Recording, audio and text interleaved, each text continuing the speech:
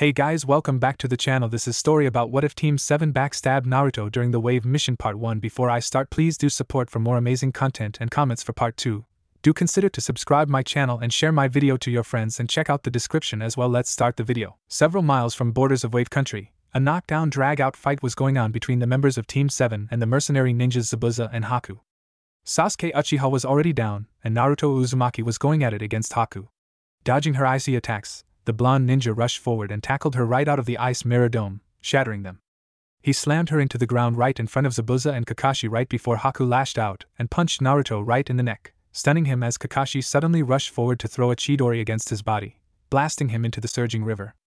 The fight stopped suddenly as Haku gasped in horror at what the masked Jounin had just done to his own student. She rushed over to the side of the fiercely rushing river. "No!" she cried out. "Who cares about a dead last?" He was holding Sasuke back, said Kakashi coldly. "Dead last? How dare you, Kakashi? He did far better than your other two brats." Zabuza spat. "If he were my student, I'd have shown him greater respect."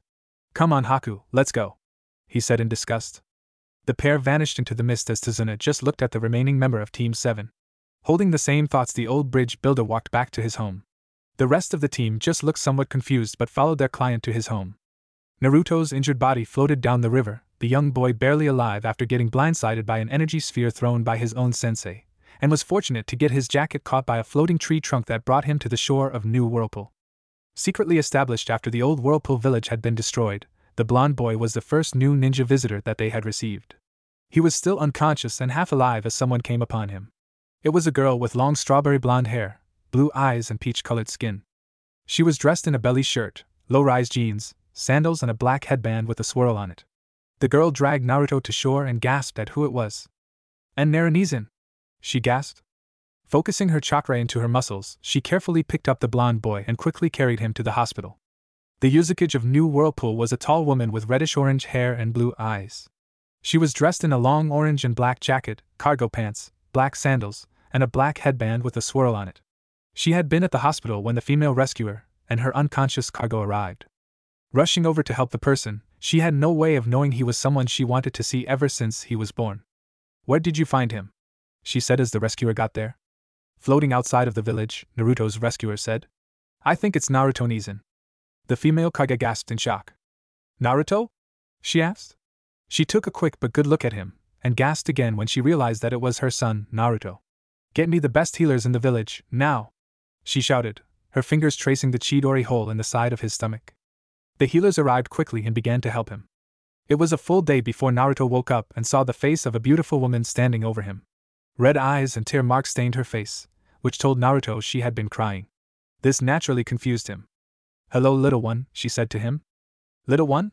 he asked, wondering where the oddly motherly tone was coming from. "I've wanted to see you ever since you were born. If it wasn't for Erasure, I'd be dead," she said. Seeing loss and confusion in his eyes, the red-haired woman spent the next half hour telling Naruto everything. Naruto then spent the same amount of time telling the woman the story of his life up until now.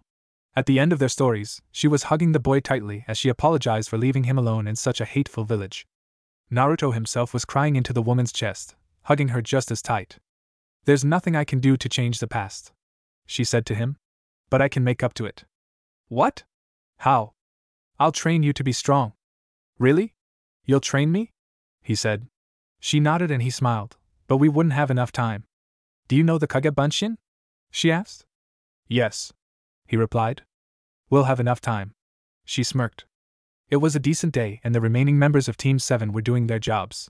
Tazuna was trying to get the village to finish the bridge, and the ninja team was keeping an eye out for trouble. Of course, they had no idea they were being watched as well. It had been a week since the group had reached the village, and in that time the Konoha ninjas had had nothing but guard duty to do.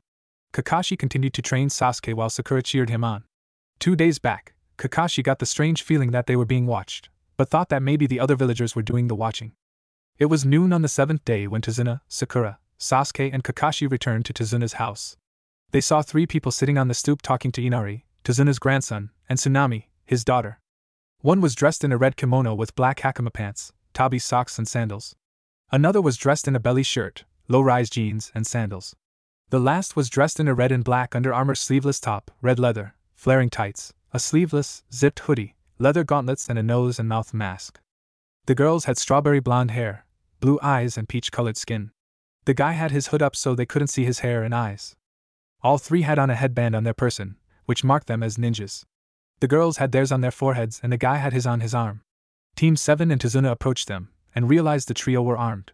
The first girl in the kimono had a katana and a short sword on her hip, making her look like a samurai. The more modern girl had wrap-around holsters on her hips with nickel-plated 27 Glocks and extra clips. The guy had a sawed-off, pistol grip, pumped shotgun down his leg, a compact bow with a quiver of arrows, tied to his back, 2 Glocks and waist holsters under the hem of his hoodie, and a katana sheathed across the small of his back. When the trio looked at the approaching Team 7, they grimaced. "I take it you're the team from Konoha?" asked the modern girl. Team 7 nodded as Tazuna walked over to his daughter and grandson. The samurai girl rolled her eyes and scoffed at them. She looked at the guy. "These are the little brats that left you to die?" she asked. He nodded in response while Tsunami and Inari told Tazuna what was going on. "Hey now, I don't know what you are talking about," Kakashi said. The man growled and started spouting off before the samurai spoke. "You mean to tell us that you don't remember tossing one of your own students into the river leaving him to drown, after shooting a Chidori into his stomach?" the guy said, lowering his hood to reveal golden blonde locks, blue eyes, and faint whisker marks behind his mask. Hate emanated from them as tears fell as well. But he wasn't crying as a sign of weakness, not because he hated his ex-teammates. He was crying because they forced him to hate them with all of his being. The samurai patted his shoulder trying to calm him down. "It is all right, Naruto. It is all right." Sasuke scoffed. "Humph, wimp." Quick as a snap, all three of them had their weapons jabbed into Sasuke's face. The guy and the modern girl had guns on his temples as the samurai had her short sword at his neck. "Naruto is more of a man than you'll ever be," said the modern girl. "He is sad because you forced him to hate you and he hates himself for it." The samurai girl. "I will never forgive you," he growled, causing them to jump back as he bared his fangs. He seemed almost like an animal. "Including you, Kakashi-sensei." "Oh, I'm sorry, I mean Kakashi-san." He was shaking slightly as he turned away from them. "Hinari-san, I really want to kill them right now." "Easy, Naruto, everything will be alright," Hinara said. "I don't see why he wants to attack us," said Sakura. "We never did anything to him." The trio looked at the pink-haired girl with stunned shock. "Don't tell me you guys are so stupid that you haven't figured out who he is?" said the samurai girl. However, the 3 members of Team 7 were just clueless. "Oh God! Naruto, take off your mask." Reholstering his weapons, he removed his nose and mouth mask. "Good Lord, they have been calling me Naruto for the past few minutes," Naruto nearly shouted, the group gasping when they saw Naruto's face. "You'd think the other hints we dropped would have been enough to clue you in. Have you forgotten what I looked like already? But I guess it doesn't matter, since you all hate me for your own reasons," he said, turning to Elder Ninja first. "Kakashi, you hate me because you think I took your sensei away, who was my freaking father, by the way. He didn't give the Cycloptic Nin time to think about that. You're just like the rest of that damned village. You're so filled with hate and anger that you can't tell the difference between a demon and its jail. You better watch your mouth, boy," he said, moving towards Naruto, only to have the girls turn on him, gun in his face, sword at his neck. "You attack my brother and I will blow your face off," said Naruto's sister. Kakashi backed off, more scared of the girls than their weapons. "Truth hurts, doesn't it?" Naruto said before turning to Sakura. I did everything for you and all you thought about was Sasuke. That's what makes it funny, he doesn't give a fuck about you," he snapped, causing the pink-haired girl to stumble back. "Unless you can train him to kill his brother, Itachi." He paused for a second and turned to Sasuke. "And yes, I know about that." He then turned back to Sakura. "And then maybe you'd get a thank you." "A thank you, that's all? Because I think he's either gay or a eunuch." The girls giggled as Sakura and Sasuke got mad. "I mean, hell, he's pretty much brushed off every girl that's offered themselves up to him," he said, turning to the raven-haired boy. "And lastly, the master of the house, the lord of the manor, the god king of Konoha, and all because of a little red eye." Naruto closed his eyes and sent chakra to them. After a few seconds he opened his eyelids, revealing that his eyes were now gold with a black swirl in them. The group gasped, more from the fact that his sisters had them as well. "This is called Madigan, the target eye. It'll show where your weaknesses are and where's the best place to hit for a knockout, or death." He closed his eyes and sent chakra to them once again. This time when he opened them, his eyes were green with 6 golden commas. The bloodline eye, like the Sharingan, it's a copy eye, but this copy's bloodlines. So guess what? You're not that special. There are others. Sasuke got mad, realizing that if Naruto was right, then his greatest advantage was gone. "Oh yeah, I better introduce my sisters. This is Naruko," he indicated the modern girl. "The other one is Hinaru." They curtly nodded their heads at the trio. Sisters? That's impossible. You're an only child, Kakashi said right before a new voice filled the air. Well, that's strange, because I gave birth to triplets, the female voice said. Kakashi froze, nearly pissing and crapping his pants at hearing the familiar voice. He turned to the woman and swallowed hard. Hi Kushina, he said to the fire-haired woman. Don't hi me, you prick, she spat. You've always hated the fact that Minato had a family. Get over it. Humph, doesn't matter, the dobe will never be better than me, Sasuke said. The group looked at the raven-haired boy, as if they thought he was crazy. You want to prove that, emo boy? Said the dobe. I'll be fair, I won't use my Madigan. Let's go then, said the emo boy. Naruto took off all his weapons and hoodie, handing them to the fire-haired woman. He nodded at them as both he and Sasuke stepped away from the group to a small clearing free of any trees or bushes. Naruto had finished stretching, his body lean and powerful, ready for his fight. Alright, let's go, Sasuke, he said. Across the way, Sasuke was mad at the insults Naruto threw at him. He growled, but got ready to fight.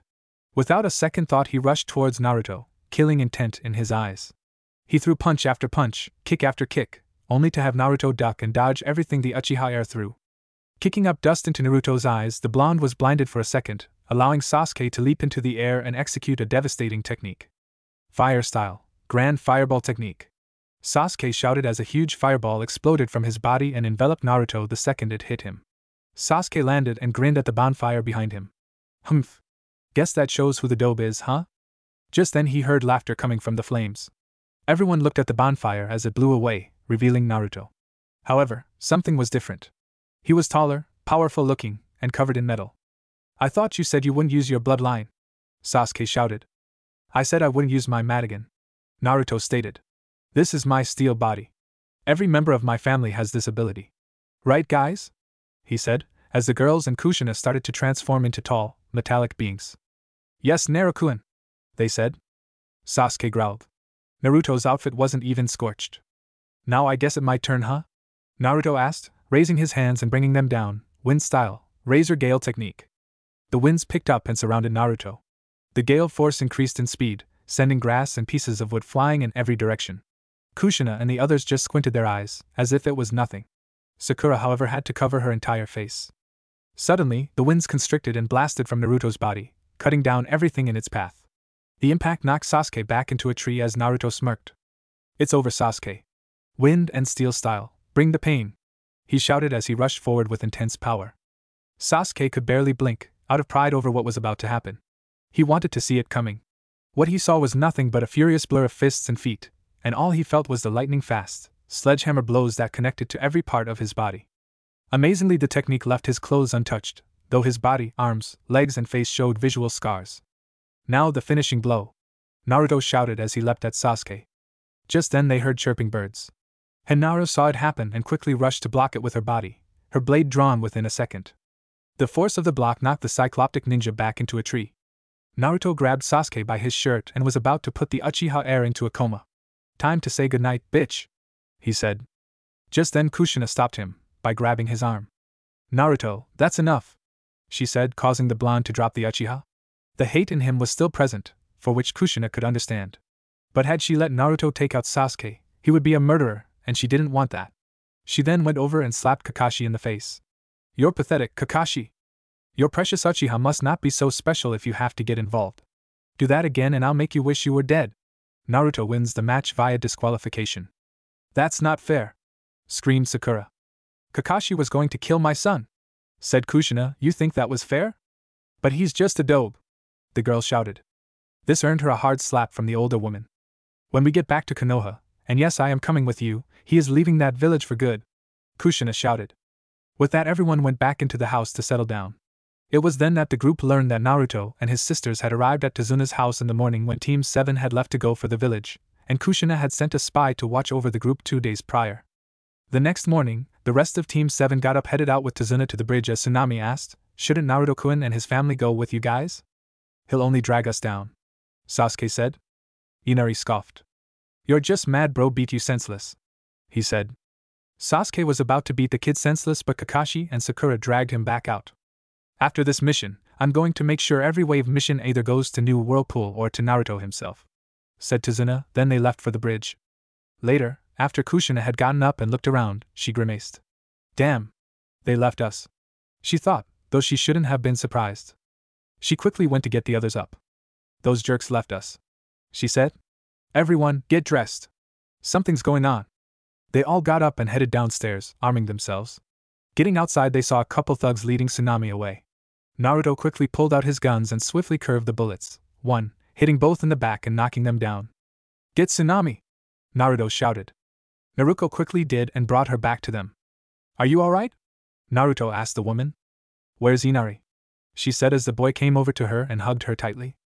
Mom, they are going to need protection, Naruto said. Kushina nodded and used a special high-pitched flute to call her family to send protectors for them. Waiting nearly a mile away, a half-dozen ninjas quickly appeared at Tazuna's house. Kushina gave them some quick instructions before turning to her family. Let's go, Kushina said, the group heading out as the ninjas used genjutsus to make themselves invisible to the naked eye. The quartet quickly ran towards the bridge, where they found both Kakashi and Sasuke on the ground, bleeding from various wounds. Somehow I'm not surprised, Kushina groaned. That was bad enough, but when she saw Sakura abandon Tazuna, she started seeing red. Forget your duty, you just have to save your precious Uchiha, she growled. Turning to the others, she said, let's go. The group charged towards Zabuza and Haku, blasting through the icy mirrors and dispelling the thick cloud of mist in seconds. What the Zabuza groaned as his body was pummeled with unrelenting force from Kushina. Within the span of a few seconds, the bandaged ninja was on the ground bleeding and unconscious. Across the way, Naruto had knocked down Haku after his sisters had blasted her ice mirrors, standing over her with his gun pointed at her mask. You're alive? Haku gasped when she realized it was Naruto standing over her. Yes. I am, Naruto said, vaguely remembering something about the masked woman. Specifically how she had called out to him when Kakashi had hit him with a Chidori. Why don't you kill me? Haku asked, staring down the barrel of the gun. I don't kill those I respect, Naruto said, flipping his gun around, catching the barrel and slamming the butt into her forehead, knocking her out cold. The fight was over as a short, fat man in a suit walked onto the bridge. Looks like Zabuza fucked it up again, he said, and then noticed Naruto and his family. Then he got scared. Oh crap. I thought they were dead. Kill them, now! He shouted at the army of thugs he had brought with him. The army charged towards the group of ninjas, who only looked at them and smiled. Take a seat, you three, Naruto said to the rest of Team 7. We'll show you how it's done. The family charged down the thugs as the rest of their clan showed up. Within a second, the fight was on. A man who looked like Minato came at one group and blazed through them like a hot knife through butter. He carried a pair of twin kodachis in his hands. Other ninjas came out of nowhere and slashed through the thugs using various weapons of their own. Suddenly, more people from the Wave Village arrived, and, directed by Tazuna, took down the rest of Gato's army. This left the fat man in the black suit alone and alive. Before he could run, he was surrounded by 5 people with guns pointed at his head. Game over, Gato, said Naruto, right before he pulled the trigger and killed the shipping boss. He put his guns away as he looked over to Team 7 as the man who looked like Minato walked over to the visually shaken Kakashi, and decked the cycloptic ninja in the face. You son of a bitch! My brother had a family. He didn't have time to hold your hand and lead you through like to do the job Sakumo couldn't do, he said to the stunned Kakashi. He died saving your ass from a biju he sealed into his own son. Yes, Naruto is Minato's son. And this is how you choose to honor your fallen teacher? The world doesn't revolve around you or those cocksucking Uchihas. Live with it. With that finally said, he left and went over to Naruto. I can't wait until you come to live with us in New Whirlpool, he said to the boy. The clan stayed on and helped Tazuna and the village finish building the bridge. They even made plans to build a bridge to New Whirlpool as well. After the plans were made, they paid Konoha for a B-ranked mission but paid Naruto S-ranked price. That made Team 7 rather jealous as they headed back to Konoha. Once there, Kushina, Hinaru and Naruto went with them to the Hokage Tower. On the way the villagers were pointing and whispering about the new people. The group walked into the Hokage's office, which Kakashi, Sasuke and Sakura were thrown out of on orders from the third Hokage. As they waited, Sasuke was fuming about everything that had happened, and planned to demand that Kushina teach him her clan bloodline moves. An hour later, the Namikaze clan walked out with key to the Namikaze clan manor. That was when Sasuke stopped them. What do you want, Uchiha? Kushina asked. Teach me that steel body thing, he said. She stared at him indignantly. You want me to teach you a family clan jutsu? Goodbye. How dare you? I'll take my demands to the council, and he shouted right before a bullet grazing his cheek, causing him to shut up. I am a Kage of my own village. If I say no, that means no. Goodbye, Uchiha. With that they walked away. Kushina was fuming as she walked to her manor. I can't believe that spoiled brat. She spat. What did Sasuke do now? Said Naruto. Demanded that I teach him a clan jutsu. Everyone looked over to her. What? They gasped. That's right. He thought because he was an Uchiha he'd get our secrets. Wouldn't be surprised if he whined to council, said Erasure. Just like he said, Sasuke went to the council and told them that he had a chance to get stronger and better, but had been refused. Distressed by this, the council called for the person that wouldn't train him. Kushina and company, Naruto, Naruko, Hinaru, and Erasure, arrived in the council chambers. Naturally, when they arrived, the council members were surprised, but not more than Danzo. I thought she died, he thought as she stood before the council. Yes, what do you want? Kushina asked, more than a little miffed at the group of old men. Why is it that you won't train Uchiha-kun? Said a council member. Why don't you ask the other heads of the clans why they won't train Sasuke? She asked. Well, they can't because their moves are clan moves. So why are we so special? She said, if Minato were alive you wouldn't be doing this now, would you? So no, I will not train Sasuke, my family will not train Sasuke. Then you cannot train the Da. I am the Uzukage of New Whirlpool. Naruto is my son. Not your weapon, scapegoat, punching bag, or target. He is my precious son, and yes, my husband, his father, had sealed the Kyuubi into him.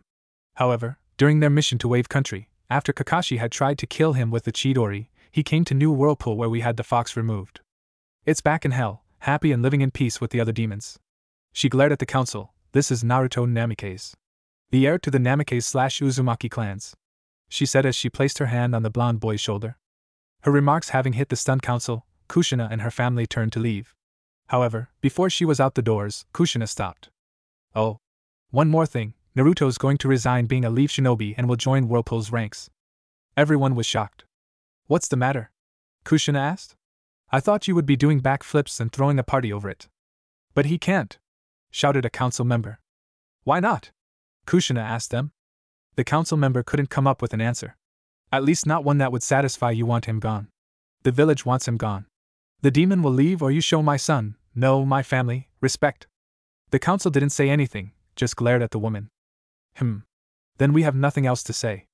With that she left along with her family. As they walked out into the waiting room, Sasuke looked at her and smirked. Kushina looked at the boy with indifference, realizing that he was smirking because he had no idea what had just happened inside the council chamber. Your pathetic little whining tactic failed, she said to the raven-haired boy. I'm still not going to train you. They are my clan's moves. Last time I checked, you are an Uchiha. Hell, you scream it to anyone who gives a damn. I don't give damn about you, who your family is, or was, or even what happened to your family. She said, turning into all steel. This is my family, my clan, and no gay-ass emo boy that lets the council suck his cock is going to tell me what you do. She spat, towering over the boy who looked a little panicked. And speaking of which, if you haven't figured it out yet, and you obviously haven't, this entire village loves you. Even though you've done nothing to earn it. They kiss your ass and you spit in their faces, using them for your own purposes. Dump your arrogance, pride, and quest for revenge, and maybe you will become a good ninja, she said, attempting to sound like a person giving him some good advice.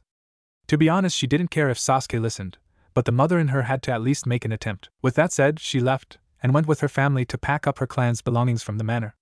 Later at the Hokage's office, Naruto turned in his headband and put on his new Whirlpool headband. Sarutobi nodded at the boy, sad to see him go, but also relieved that Naruto would finally receive the recognition and love he deserved. The third Hokage was one of the few people Naruto would miss going to New Whirlpool. As the family headed towards the gates of Konoha, they were blocked by someone. She was a young girl with short dark blue hair and pale, almost white, lavender eyes. She was dressed in a black bodysuit, sandals and a beige jacket. Naruto looked at her, not nearly as clueless as everyone thought he was. He knew who she was. Hinata, what do you want? He asked. Like always, the lovely young girl was poking her fingers together with her head pointed to the ground.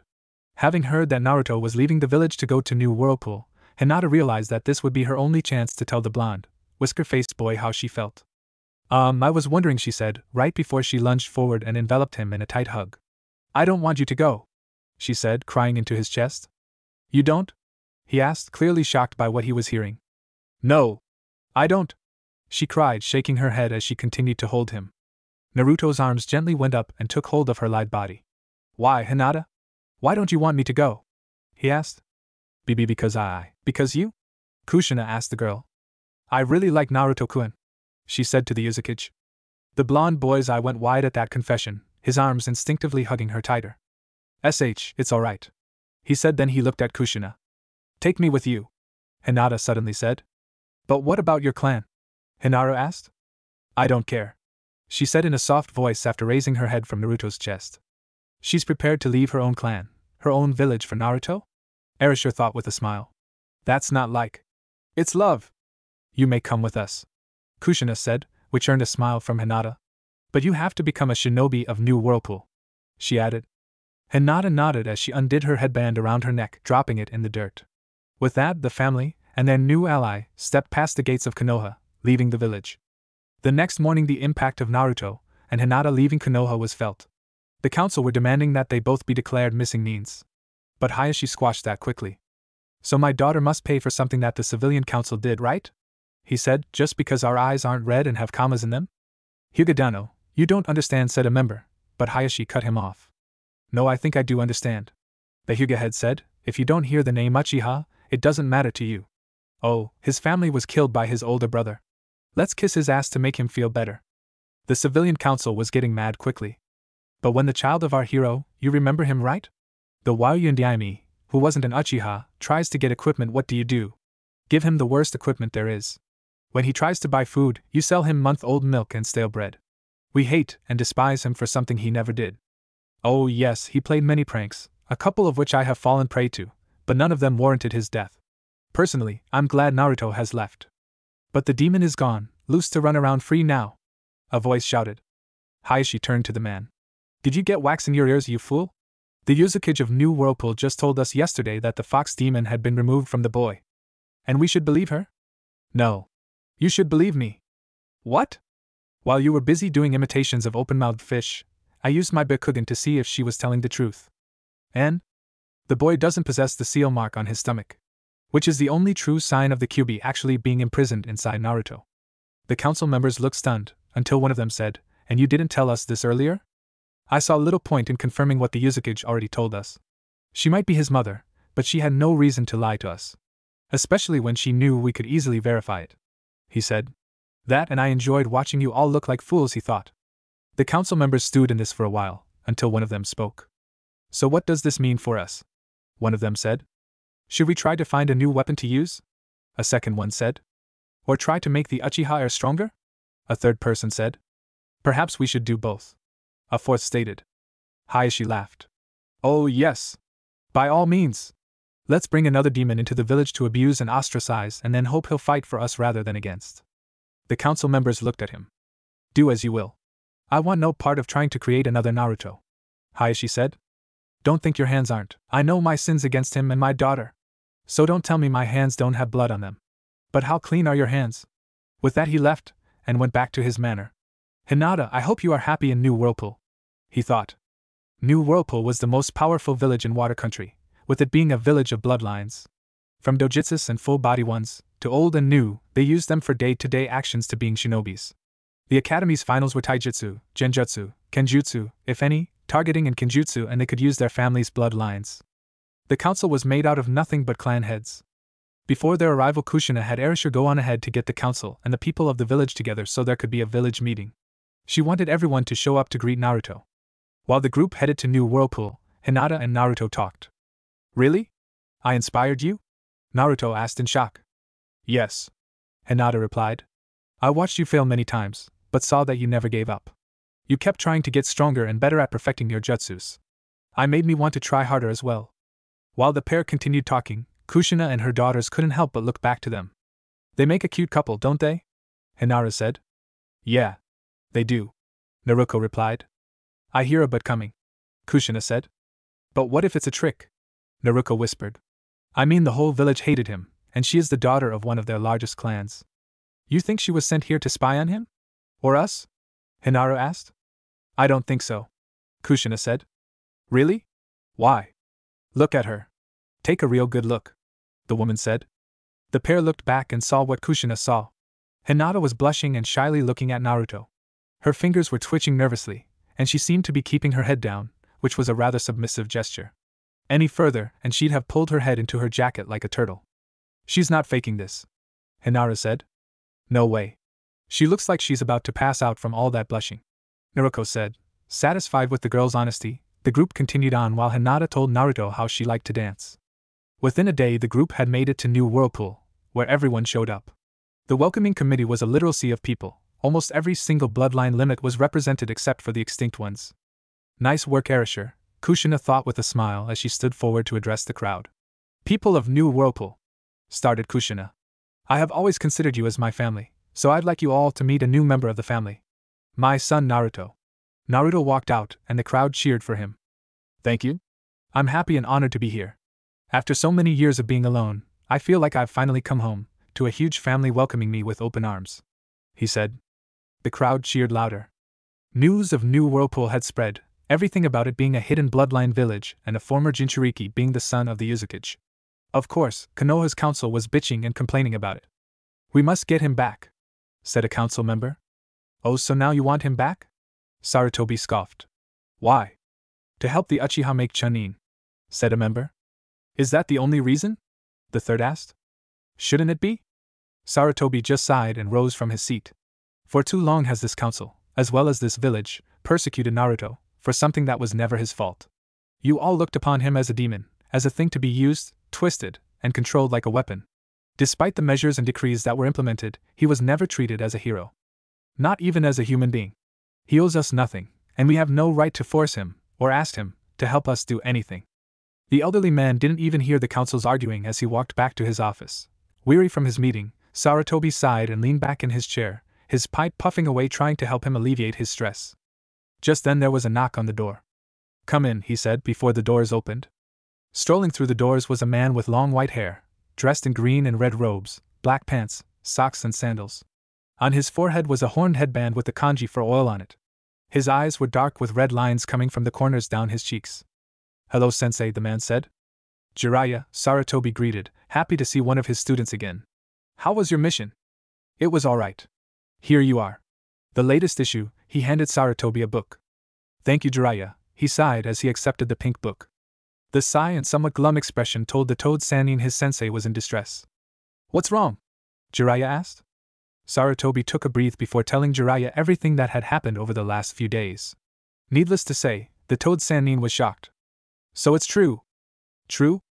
Well, I'd heard there was a new hidden village, but I didn't know Kushina was alive and their Hokage no less.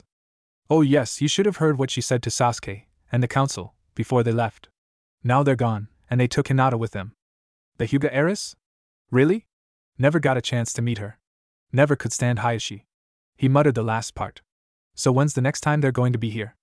We've sent out an invite to New Whirlpool for the Chunin exams. We haven't got an answer yet. Just then there was a knock on the door. Come in, Sarutobi said. It was his assistant. Sorry to interrupt Hokage-sama, Jiraiya-sama. But we got the answer from New Whirlpool. She said. She handed him the answer, and he read it. Well, you'll get to see them in a couple of months, Sarutobi told Jiraiya. So they are coming? Yes, he said with a smile. Naruto, Hinata, Hinaru, Naruko, Haku and Zabuza were in Kushina's office. Naruto was a little surprised to see the Mist Ninjas so soon, even though his mother had ordered them brought to their village after the battle with Gato's thugs. The pair had actually been grateful for the retrieval. Okay, this is what's going on, the Uzukage said. We have accepted the invitation for the Chunin exams, which are to be held in Konoha. Naruto, Hinata, I want you two on the same team. Hinata blushed as Naruto wrapped his arms around the girl's tight, nimble body and kissed her on the cheek. I don't mind being with you, Hinata, he said. In fact, I think it's a good idea. I'm the only one you know. Oh, okay, and Naruto-kun, she said, rubbing her head against his face. After the pair had left Konoha to head to New Whirlpool, the pair trained during their rest stops. Naruto and Kushina taught her the Kagebunshin, and trained her with her clones.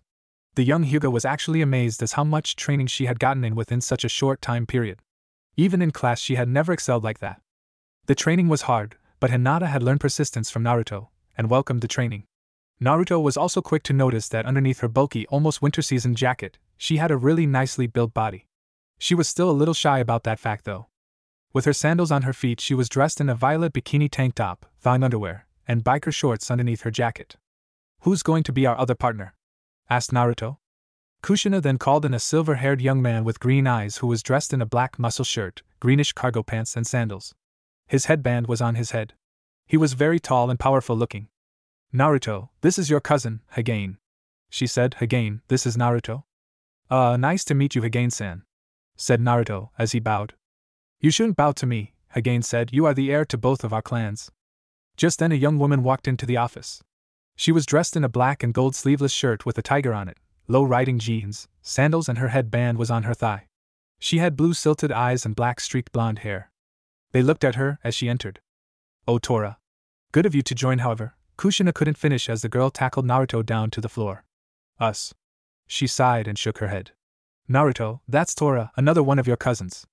Naruto just looked down at the beautiful woman that was on top of him. Mom? Why is she purring? Naruto asked. I'm part tiger, Tora said as she cuddled against him. Part tiger? He asked. Naruto had been told about a clan that had the same abilities and attributes as those of tigers, and that they also trained them as partners. Just like Kibakuin's family, said Hinata, succeeding in hiding her jealousy at the blonde woman cuddling up to Naruto.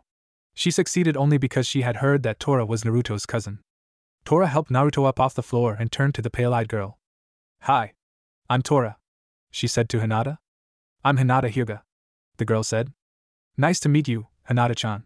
You're Naruto-kun's girlfriend, right? She asked, causing her to blush. True, Naruto may have kissed her, but she was still a little shy about things. Then a young man came in. He was dressed in a light gray suit with a gray overcoat and closed-toed sandals. He also had on a pair of designer glasses over his blue-gray eyes. His headband was under his dirty blonde hair.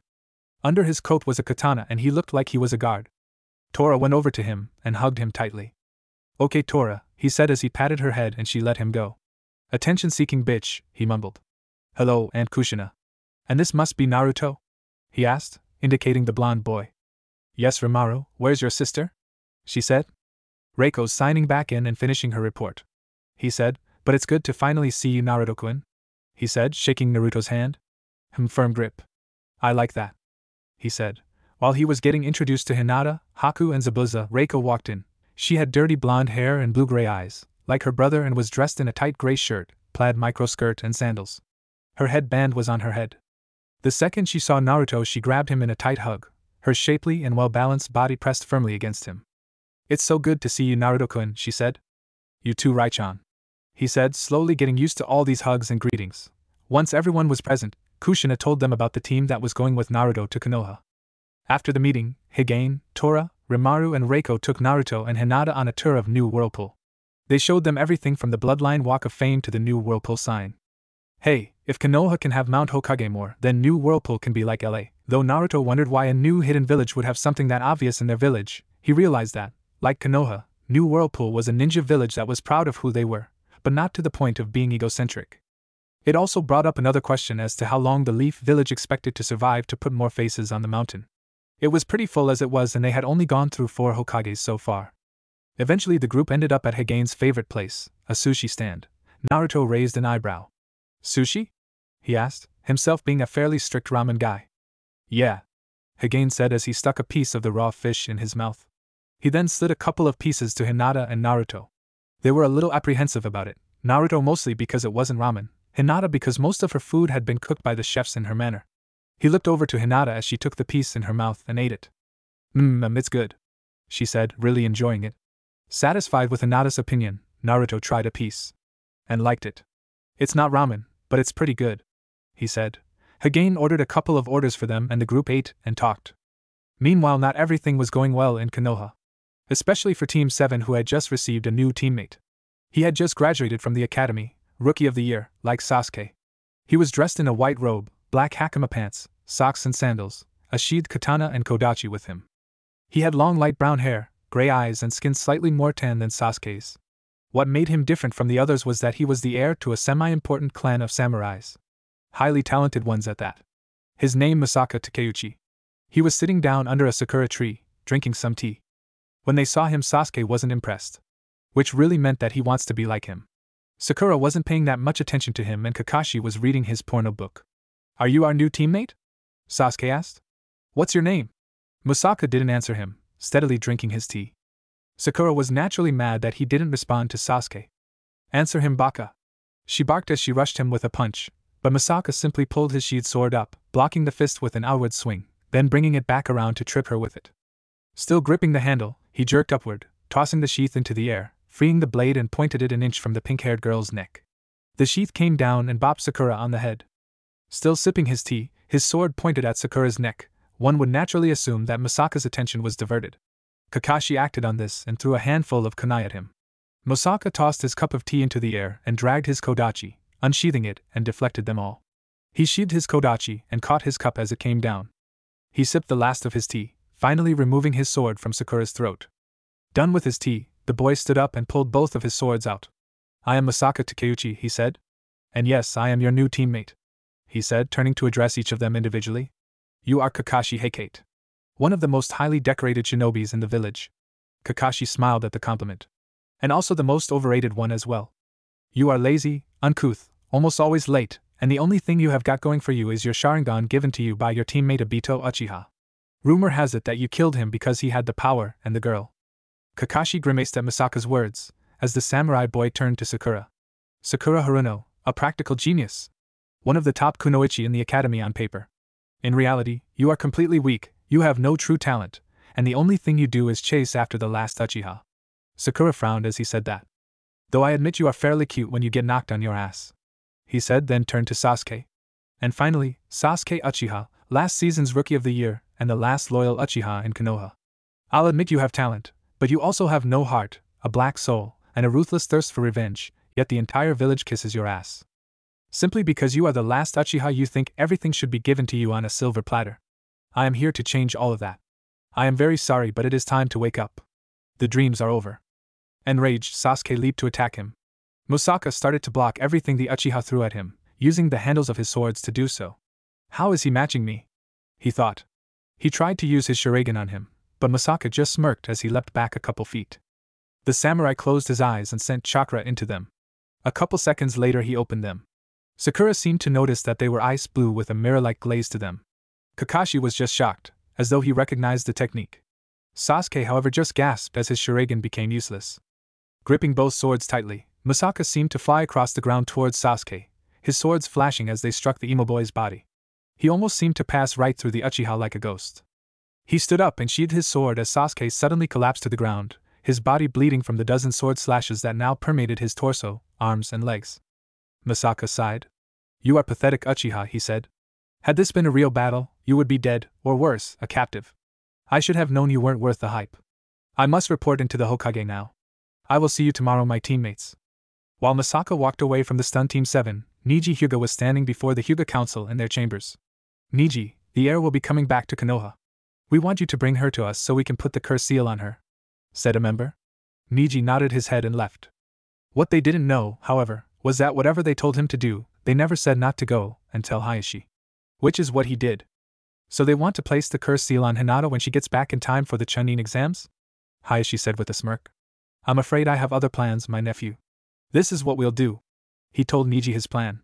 At first, Niji was not optimistic about its chances, until Hayashi removed the cursed seal from Niji's head as a show of good faith. The seal now harmless, Niji allowed himself a smile. But he quickly forced it down, keeping up the appearance that he still hated Hayashi. Meanwhile, in New Whirlpool, Naruto, Hinata and Higane were going through some team-building exercises. Hanging out with each other and enjoying each other's company was part of it. Right now Naruto and Higane were sparring with each other with Hinata watching.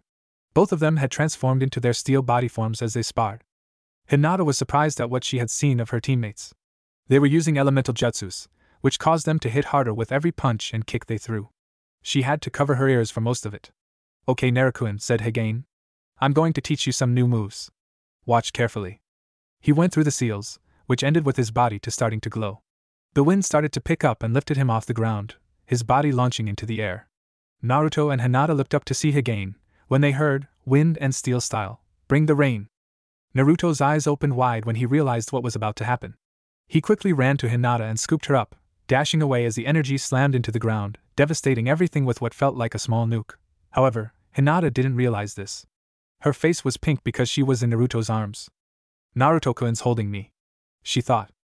While she had gotten better around Naruto as of late, able to at least keep from fainting whenever Naruto kissed her, and that was with Naruto holding onto her to keep her from falling down, she still had a tendency to faint whenever she saw him topless. But right now she could handle him holding her like this. After the attack was over, the pair looked back and stared around the area. There was nothing but a crater, which Hinata guessed to be about 50 to 60 meters in diameter. Whoa! Naruto gasped, having reverted back to his normal body. There's like nothing left. Hagane landed next to them. As you can see, that was a desperation move, he said, breathing hard. I would say so, Naruto said. How did you do that? Okay, has your mom told you who your father was? Naruto nodded. Good. That was about 5 Raisengans on steroids. Because of our steel bodies, our chakra abilities get amped up by about 10. 10? Naruto gasped. But doesn't that take a lot out of us? He asked. Hagane nodded as they heard his stomach growl. He blushed as his teammates giggled. Come on, let's go eat, he said, leading the pair back to his favorite sushi stand. He reminds me of Choji-san, Hinata said. Really? Naruto nodded.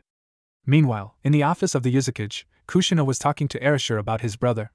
So, when do you think Pain is going to find out that he's not going to get Kyuubi? She asked. Erasure just chuckled. Pain wasn't the sharpest of the three of us, he said, and he drank some tea. What really makes it bad is Conan's a devoted follower to him.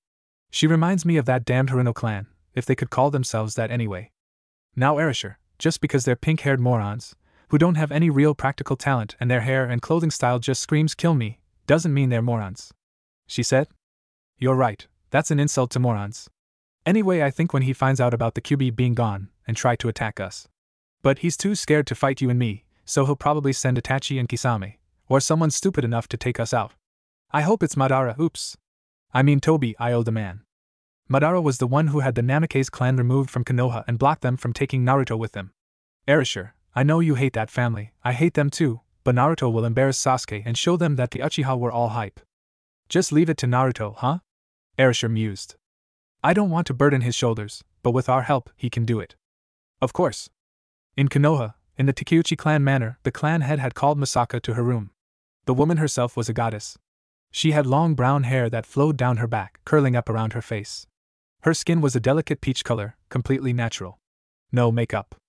Her right eye was steel-colored, her left eye gone as that side of her face had been destroyed by a fireball some years ago. She was dressed in a white kimono, hakama pants, socks and an overrobe with her clan's name in kanji on the back. Picture Balalaika from Black Lagoon with brown hair dressed up like a captain from Bleach. Her name was Taicho Takeuchi, the clan head. She smiled as her son entered her office. So how did your first meeting go? She asked the boy. She was a very soft-spoken person, her voice matching her beauty. The scars did nothing to detract from that beauty, but made others want to kill the person who did it to her face. You were right as always, mother, he said. The Uchiha was not worth the hype. She nodded. So what are you going to do? Misaka asked. I heard that Naruto is the captain of the new Whirlpool team.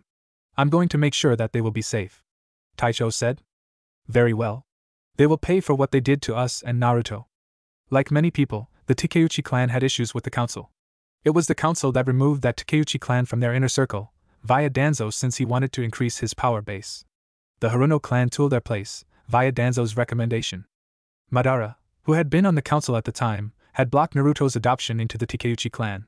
Their clan were major allies to the Namikaze clan when Minato was a boy. Taicho got her face burned because she wouldn't marry Madara, destroying her eye. When she had heard about the Uchiha clan massacre, she was happy about the Uchiha council dying, saddened that her best friend, Mikoto, died, and enraged that Madara wasn't there to enjoy being killed. Oh yes, they will pay, the woman said with an emotionless face, her emotions boiling inside. Kushina had called Naruto into her office in the Uzumaki clan manor. You wanted to see me, Mom? He asked as he entered her office. Yes, Naruto-kun, she said. I want to explain some things to you. Oh? Like what? He asked. Oh, say, the reason why you and Naruto use firearms, she replied. Yeah. Not that I mind, but I was kinda wondering. Well, it's because we are not from the elemental countries, she said, the Uzumakis that is. You see, I come from a long line of bounty hunters. My father was subjected to a lot of experiments that changed his DNA, which gave us our Jujutsu and our steel bodies. Naruto was mesmerized by the story. Anyway, we were chasing down a group of wanted criminals and followed them into the elemental countries. While we were chasing them down, we ran into your father. He was a jounin at the time. With the aid of him and his team, we were able to capture them. It was shortly after that I fell in love with your father. By this time the rest of my family had arrived to help us, and it was during that time that Whirlpool was Water Country's answer to Konoha. She still made sure she had his attention as she poured him some tea. My family settled down in Whirlpool, but when the big bloodline purge happened throughout Water, we were the ones who helped those who were trying to escape get away to safety. Rin and I worked together to stop the Water Lord's war on bloodline clans, which included the destruction of Whirlpool Village. With his death, everything went back to normal. But we had to pick up the pieces, and so we secretly founded New Whirlpool. What happened to Rin-san? Naruto asked, and as if on cue, a beautiful woman walked into the room. She had shoulder-length brown hair and caramel brown eyes. She was dressed in a black shirt, white skirt with slits up the leg, open-toed sandals and bike shorts. She also had markings on her cheeks. Seeing the blonde boy with his back to her, she snuck up on him, grabbing him from behind. "Right behind you, Naruto-kun," she said. With that she kissed him on the cheek. "Oh, he's cute. Can I keep him?" she asked playfully. "You're gonna have to fight his girlfriend then, Rin." Kushina smirked. "Oh, all the good ones are taken," she whined. "Oh, speaking of which, Naruto-kun, I need to talk to Hinata as soon as possible." Meanwhile, Konoha was getting ready for the Chunin exams to be held in their village, with Danzo trying to inflict martial law so as to not let New Whirlpool in. But Sarutobi smashed that quickly. "But we don't need their kind here," he stated to the Hokage in his office. "Oh really?" Sarutobi asked. "And what would that be? The kind that is more powerful than you and your root?" Danzo sneered at the insinuation. "Fear does not become you, Danzo. Though it is refreshing to see you are human." "I'm not afraid," he snapped. "Though I know why you aren't. Kushina actually likes you. I never gave her reason to hate me, so yes, I have no reason to be afraid." "This is a mistake, sir," he said, giving emphasis to the word sir as if it was forced. "One of many this village has made, even under my watch. Regardless, the invitation has been sent and accepted. New Whirlpool will be coming to attend the exams. Now, if you have nothing else to rant about to me, get out of my office." Glaring, Danzo left the Hokage's office. Seconds later, a certain female clan head emerged from behind Sarutobi. "He had a lot of gall to do something like that," Taicho said as she walked over to the front of the desk. "I know, Taicho-chan. It's something I've gotten used to." "So are you sure you really want to do this?" he asked. "We can find a way to bring you back to the inner circle." "The damage has been done, Sarutobi-kun," she said with respect. "After what they had done to Minato-kun's child, my family cannot take it anymore." "I cannot take it. We have to leave before we pull a reverse Itachi on the village." Sarutobi immediately realized what she meant by that. Her entire clan killing the village. The worst part was, considering their standing and skill, no one would see it coming nor be able to stop them. "But where will you go?" Sarutobi asked. "New Whirlpool. Arashi-kun offered us a place to stay and also I love him."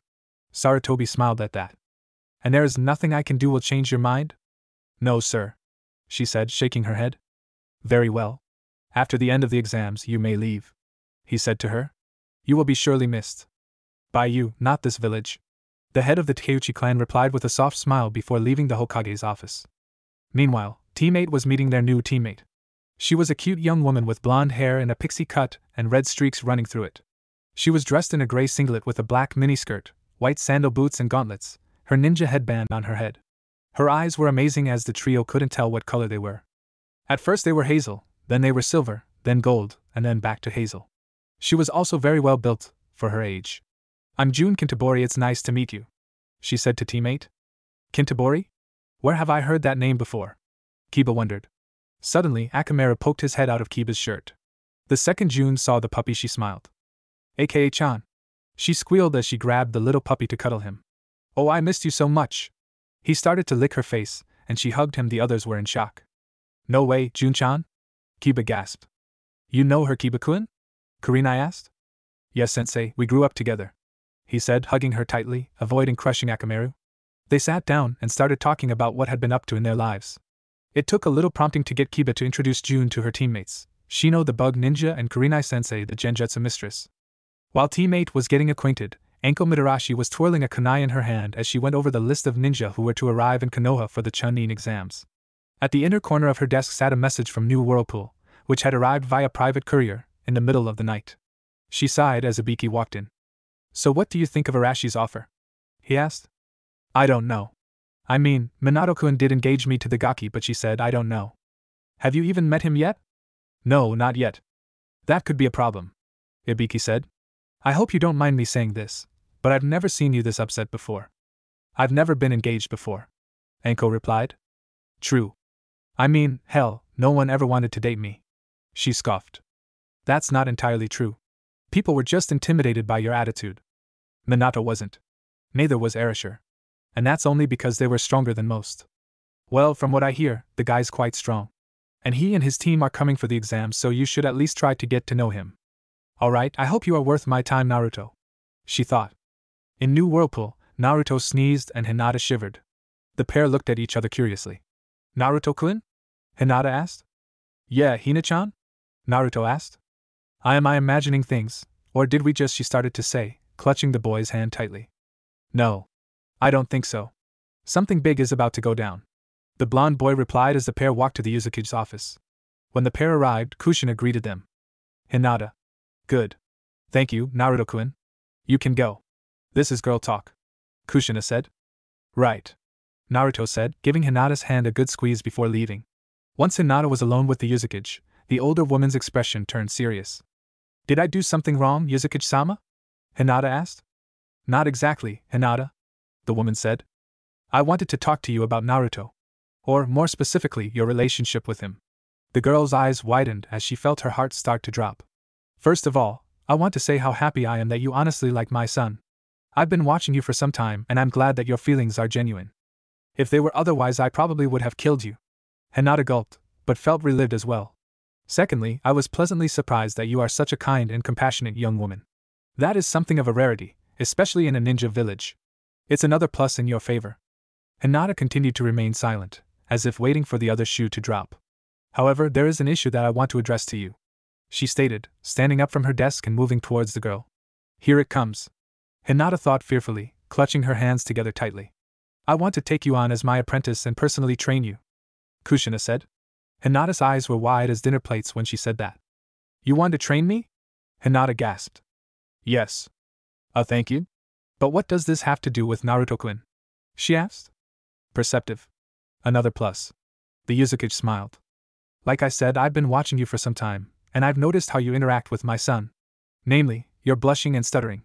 If you act like this around him, just holding hands and such, how in the world will you ever be able to give me grandchildren? At hearing those words, Hinata turned beet red. See? That's what I mean, she said, pointing to the girl's face. If you blush like that at the merest mention of intimacy, you're going to pass out before you and Naruto can do anything more than just hold hands. But we're too young for that, she squeaked. Of course you are. I wasn't suggesting you start a family right now. But Naruto has been denied love and affection by virtually everyone in Konoha for all of his life. Now that he has people to care for him, he'll hold on to them with all his might. And that includes you. Personally, I think you're perfect for him. You're the sweetest, kindest, most honest and cutest young ninja I've ever met. Your shy innocence and sincere feelings towards Naruto are your best qualities, and I would never want you to lose those traits. However, if you don't mind me saying this, you are not strong. At least emotionally. You have the potential for strength on many levels, and I want to help you achieve that. For my son. Hinata felt a huge weight lift off her shoulders and heart as Kushina finished her speech. The Uzuki thought that she was perfect for Naruto and wanted to make her stronger so that she could be the perfect match for him. And even she had to admit that she was rather weak in some areas. She wanted to be stronger, thanks to Naruto's example, and here, his own mother was offering her the chance to achieve this. I accept, Hinata said. Good. Kushina smiled. But before we begin, I need to ask you a question. A very serious one. Yes? Do you love him? Hinata blushed heavily once again. I need to know, Hinata. Like and love are different in extreme ways. I need to hear the words from you. I need to be sure of just how committed you are to getting, and keeping, Naruto. Her heart was beating rapidly, her face threatening to burst from heat as a tear raced down her cheek. Time seemed to stand still as the words came to her mouth. Yes. I love Naruto-kun. I love him with all my heart, and I will do whatever it takes to be with him always, she cried out. Kushina smiled as she moved to the girl and enveloped her in a warm hug. You'll do, Hinata. You'll do. She cooed softly as the girl cried into the Uzuki's chest. Naruto, Hinata, Higane, Tora, Rimaru, Reiko, Rin and Erasure were on their way back to Konoha. Naruto and Hinata would be coming for the finals with Kushina. Naruto was in his red and black under-armor sleeveless top, red leather, flaring tights, a sleeveless, zipped hoodie, leather gauntlets and a nose and mouth mask. Higane was dressed like Naruto but in silver and white, with his hood down. Hinata was now dressed in what looked like a bustier, black thong, low-rise tights, closed-toed sandals, a slightly different jacket than her original, with her whirlpool headband around her neck as she had once worn her leaf headband. Her left hand was clutched tightly to Naruto's right, the young man interlacing his fingers with hers. Tora was dressed in her normal clothes but with a Chunin vest on her body. Rimaru and Reiko were dressed normally along with Chunin vests also. Rin and Erishur hadn't changed their attire at all, though Erishur purposely kept his look in order to upset certain people in Konoha. After all, Minato was the village hero, having defeated the Kyuubi years ago and died because of it. While Erishur hadn't done anything that big, and was proud of his brother for it, he hadn't liked the fact that the village had nearly killed Naruto numerous times because of something that was never his fault. So looking like his brother was preferable for many reasons. The group was only a few hours from Konoha and stopped for lunch. "Is everything alright, Hina-chan?" Naruto asked. "I'm just worried, Naruto-kun," Hinata said. "About the Chunin exam?" "Don't worry. You'll do great." He smiled. "Thank you? But I meant for you. You're worried about me. Why?" "Well, the village. They hate you. They might try to kill you." "I know. I actually expect them to." "You do?" "Yes. And if I know that, then I can prepare for it," he replied with a smile. Hinata smiled at Naruto's competence and leaned into him, resting her head against his shoulder, wrapping her arms around his own. Naruto returned the smile and nuzzled her hair with his nose, taking in her scent. Erishur and Rin just looked over at the young couple, smiling as they intertwined their fingers. "Sigh. Ah, young love," Rin said with a smile. "Does it make you wish you were younger?" Erishur asked. "Yes. And no. No? With youth comes energy. With age comes experience. The trade-off is acceptable." Erishur cocked an eyebrow at that, wondering what she meant. To him, it sounded like Rin was in the process of planning something. Higane smiled too, seeing Naruto and Hinata so close. He had his own reservations as to the couple's progressing relationship, given that the pale-eyed girl was rather meek in her personality and such. But within the last 2 months he had noticed a significant upswing in her mood. Not only had she trained to get stronger, but she had made greater strides in order to make her feelings for Naruto known. The pair were an official couple before they had left New Whirlpool, no one saying anything against either one. Especially Hinata. Aside from being a little shy, everyone in New Whirlpool found the girl to be bright, intelligent, cheerful, determined, and sweet. Her kindness and respect had won over the entire village in less than a day, her honesty only cementing that trust. Tora had quickly become Hinata's best friend, her outgoing personality a match for Hinata's rather introverted one. Rimaru and Reiko had nothing against her either, though Rimaru kept his opinion to himself regarding Hinata. Reiko knew that her brother liked the girl like she did. Eventually the group arrived at Konoha, Erishur presenting their travel documents to the gate guards. "Well, we're here," Erishur said. "Let's go get signed in and find a hotel." The group nodded and headed to Sarutobi's office. Unbeknownst to them, though with some suspicion, the group had been watched the second they had set foot in the village. The agents told Danzo they had arrived as the group went to the Hokage's office. "Good," he sneered. "Now, go find and kill the demon's team, then bring the demon to me," he said. The group bowed and took off. After checking in with Sarutobi and getting their hotel reservations, the group headed out for dinner at one of the restaurants. Though Naruto wanted to go to his favorite ramen stand, Erishur told him that a more balanced diet would be better for him, especially with the Chunin exams tomorrow. The group was on their way to the restaurant when they noticed something was off. Naruto was the first to realize it, when he saw that the usually crowded streets were empty. Tora growled slightly as Rimaru looked at her. "What is it?" he whispered to the tiger woman. "Trouble," she hissed. Within seconds, a group of 10 ANBU appeared out of nowhere and attacked the group. So nice being home, Naruto thought with a sigh. Erishur dodged the sword blade of his attacker, moving to the right as the blade went right past him, allowing him to slide up close and ran him hand into the ninja's chest. Rin pulled 2 kunai from her belt and quickly leaped into the air, impaling the blades into the back of the 2 ANBU's necks as she flew over them. Higane blocked his attacker's attacks, grabbed his arm and spun him around, quickly grabbing his neck and snapping it in one clean move. Rimaru matched the ANBU's sword attacks move for move, until he sliced off the ninja's hands and then impaled him through the chest. Reiko did the same thing, though she let the ninja keep his hands, just not his left leg. Tora leapt around from the sides of the buildings like a wild animal, jumping and dodging furiously, until she was able to move in close and slash the ANBU across his throat. Hinata, not being able to take even the life of an enemy, dodged the attacks and slammed her hands into her ANBU's chest, knocking him back into the stone wall of one of the buildings, rendering him unconscious. And Naruto easily dodged the attacks of the first ANBU, who missed Naruto and impaled the second one, allowing Naruto to knock the first unconscious. With the ANBU group defeated, Naruto stepped up and removed the mask of the one Hinata had beaten. He smirked as he saw who it was. "Well, hello, Sai," Naruto said to the ninja. "Who is he?" Reiko asked. "This is Danzo's son, Sai," he said as Higane held Sai's arms back. The ANBU ninja looked at the blonde, whisker-faced boy, and as usual, his penis affliction came to play. "What are you going to do, dickless?" he said. The emotions from Naruto's team were varied. Hinata was in shock, Hagain was just hung his head, Reiko just blushed because she had accidentally got a look at Naruto equipment, and he wasn't lacking, Rimaru just looked at the boy with apathy, Tora growled at him, Rin just sighed and Erasure got mad. "Naruto?" Well, he started to chuckle and turned his back to the other male. "And you should know," Naruto said. "So what, Daddy Danzo never played with yours enough so now you have to talk about others like that?" he asked. "Or maybe you don't have one of your own? Or maybe he just likes you the way you are. Not that I'm going to find out if that's true or not, but since you're here, I'm going to leave you alive so that you can tell your dear father that if he wants me, he'd better come and get me himself, not send his little sodders. Rimaru, give that one's head to Sai so he can give it as a message to Danzo," he said, indicating the other still alive ANBU that Erasure was watching. Rimaru's glasses flashed as his hands swiped in front of him. After a quick flash, the root ANBU's head was in Arashi's hands. "Here you are. Now be a good little boy and give this to Daddy Danzo, alright?" the man said as he handed Sai the head.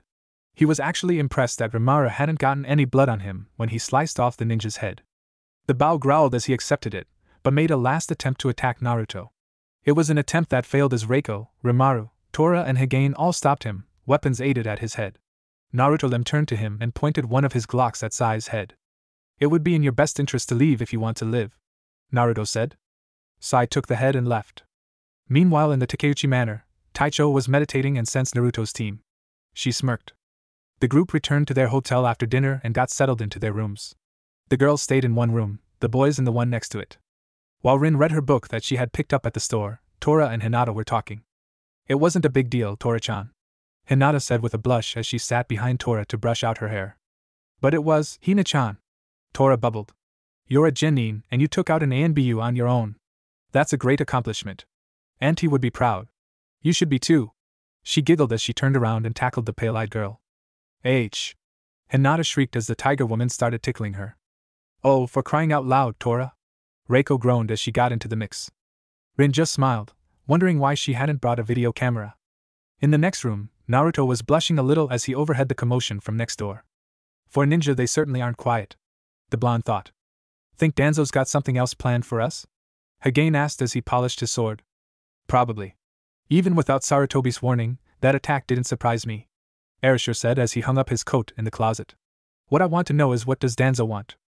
"Maybe we should have asked Sai that," Rimaru said as he slipped another bullet into his clip. "He was just a messenger boy," Erasure replied. "Danzo gave the order, he carried it out. Doubt he even knew why."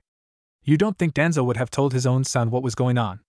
"If I were Danzo, I'd play things close to the vest," the man replied as he sat down in the chair next to the window. "But if Danzo wanted to capture Naruto, what would he want him for? Power or information?" Hagain asked. "Maybe both," Rimaru said. "Only if he doesn't know I don't have the Kyuubi inside me anymore," Naruto said, finally able to tune out his girlfriend and his cousin. Erasure smirked. "I wonder if we shouldn't let him think that? I don't really care what Danzo thinks. He sends more ninjas after me, I'll bury them." "So say we all," Hagain said in a whisper. The next morning, Naruto and company went in to take the first part of the test. It was the first time that Enko had seen her fiancé. "Well, this is it. I finally get to meet him. But right now, I have a rep to live up to," she thought as she headed to the second test area. While Naruto and his teammates stayed off to the side, looking at each group of ninja that had come from the numerous villages, another pair of teams introduced themselves. "Hinata-chan," Kiba said as Akamaru leapt at the pale-eyed girl and licked her face. "Kiba-kun!" "Akamaru-chan!" Hinata cried as Kiba, Shino and Jun introduced themselves. While Hinata was glad to see her old teammates, it was Shino and Hagain who kept glaring at each other. Hagain didn't tell anyone that he had a slight fear of bugs, some bugs, and Shino made him a little bit nervous. "So you're the famous Hyuga heiress," Jun said. "I'm glad to finally meet you. Kurenai-sensei has had nothing but good things to say about you." "Thank you. How is sensei?" Hinata asked. "She was a little sad that you left. But under the circumstances she did understand," Shino said. "Circumstances?" Naruto asked curiously. "The council not liking you, Hinata's father being on the council, the Hyuga council wanting to put the curse seal on Hinata." "They what?" Naruto growled, his chakra spiking, which caused Akamaru to whimper. "Naruto-kun," Hinata whispered, clutching his hand tightly. Across the room, a certain red-haired ninja with rings around his eyes turned towards the blonde boy. "Interesting. Gaara thought as he stared at the blonde. Such anger. Naruto calmed down a bit as Team 7 finally arrived. Sasuke Kyuin, said a platinum blonde girl with ice blue eyes. She was dressed in a black bodysuit, and sandals. Her headband was on her waist. She was your basic blonde girl. Sakura was getting mad. She was foaming at the mouth. This naturally made the two boys that had arrived with the blonde, a bored-looking boy with a pineapple hairstyle and a chubby boy stuffing his face with a bag of chips, attempt to keep their distance. Stay away from him, I know, pig, Sakura shouted. That was when Ino saw their new teammate. And who are you? She asked the samurai boy. Where's Naruto? Ino asked. Humph, he's probably being a coward and did the smart thing by not showing up, Sasuke said. Yeah. How dare that bitch not teach Sasuke a move in which he could be more powerful, Sakura said as she was suddenly hit upside the head with the hilt of Masaka's katana. Oh. Forgive my teammates, but I am Masaka Takeuchi, their new teammate, he answered as he turned back to Sakura. And simply because the Uzukage would not teach Sasuke a clan technique does not make her a bitch. Yes it does, she snapped. Then you would be saying the same about every member of the Konoha Council who cannot teach Sasuke their techniques, for the exact same reason, Masaka said. Irritated by the samurai's attitude, Sasuke used his free hand to reach up in an attempt to strike Masaka in the face. However, the second he moved in to strike, his wrist was caught by a strong hand. Everyone looked back and saw Naruto. Was someone looking for me? He asked the group. The new Team 7 and Ino laid their eyes on Naruto. The blonde boy had his hood down to reveal himself. He had gained more muscle, he was taller, and his hair had grown out to where it was past his shoulders. And Naruto? Ino gasped as she took him in. The blonde boy nodded at Ino, seeing no reason not to be civil to the blonde girl, as she had never really badmouthed him like Sakura had. But it was his smile that made the girl's heart flutter. A light blush spread across her cheeks. How have you been, Ino-chan? Naruto asked. Was all she said as the new Whirlpool team and the Konoha Team 8 came over to them. Naruto waved a hand in front of Ino's still blank face. Hello, Ino? He said. The blonde suddenly jumped away from Sasuke, leaping at Naruto and giving him a big kiss on the cheek. The reactions from the four groups were mixed. Shikamaru and Choji were shocked mostly because Ino had done a complete 180 regarding Sasuke, and to Naruto of all people. Even if he had changed. Shino, Kiba and Jun were a little confused, since Ino and Sakura had often made a big production out of fighting for Sasuke's attention.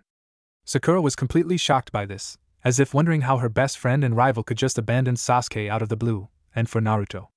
Masaka said nothing, as did Hagain. However, Hinata was upset. First Sasuke, now why Naruto-kun? She thought angrily. She swore to herself that she would not let the blonde girl have him that easily. Just then a man spoke up. You should quiet down. You don't know who's listening, he said.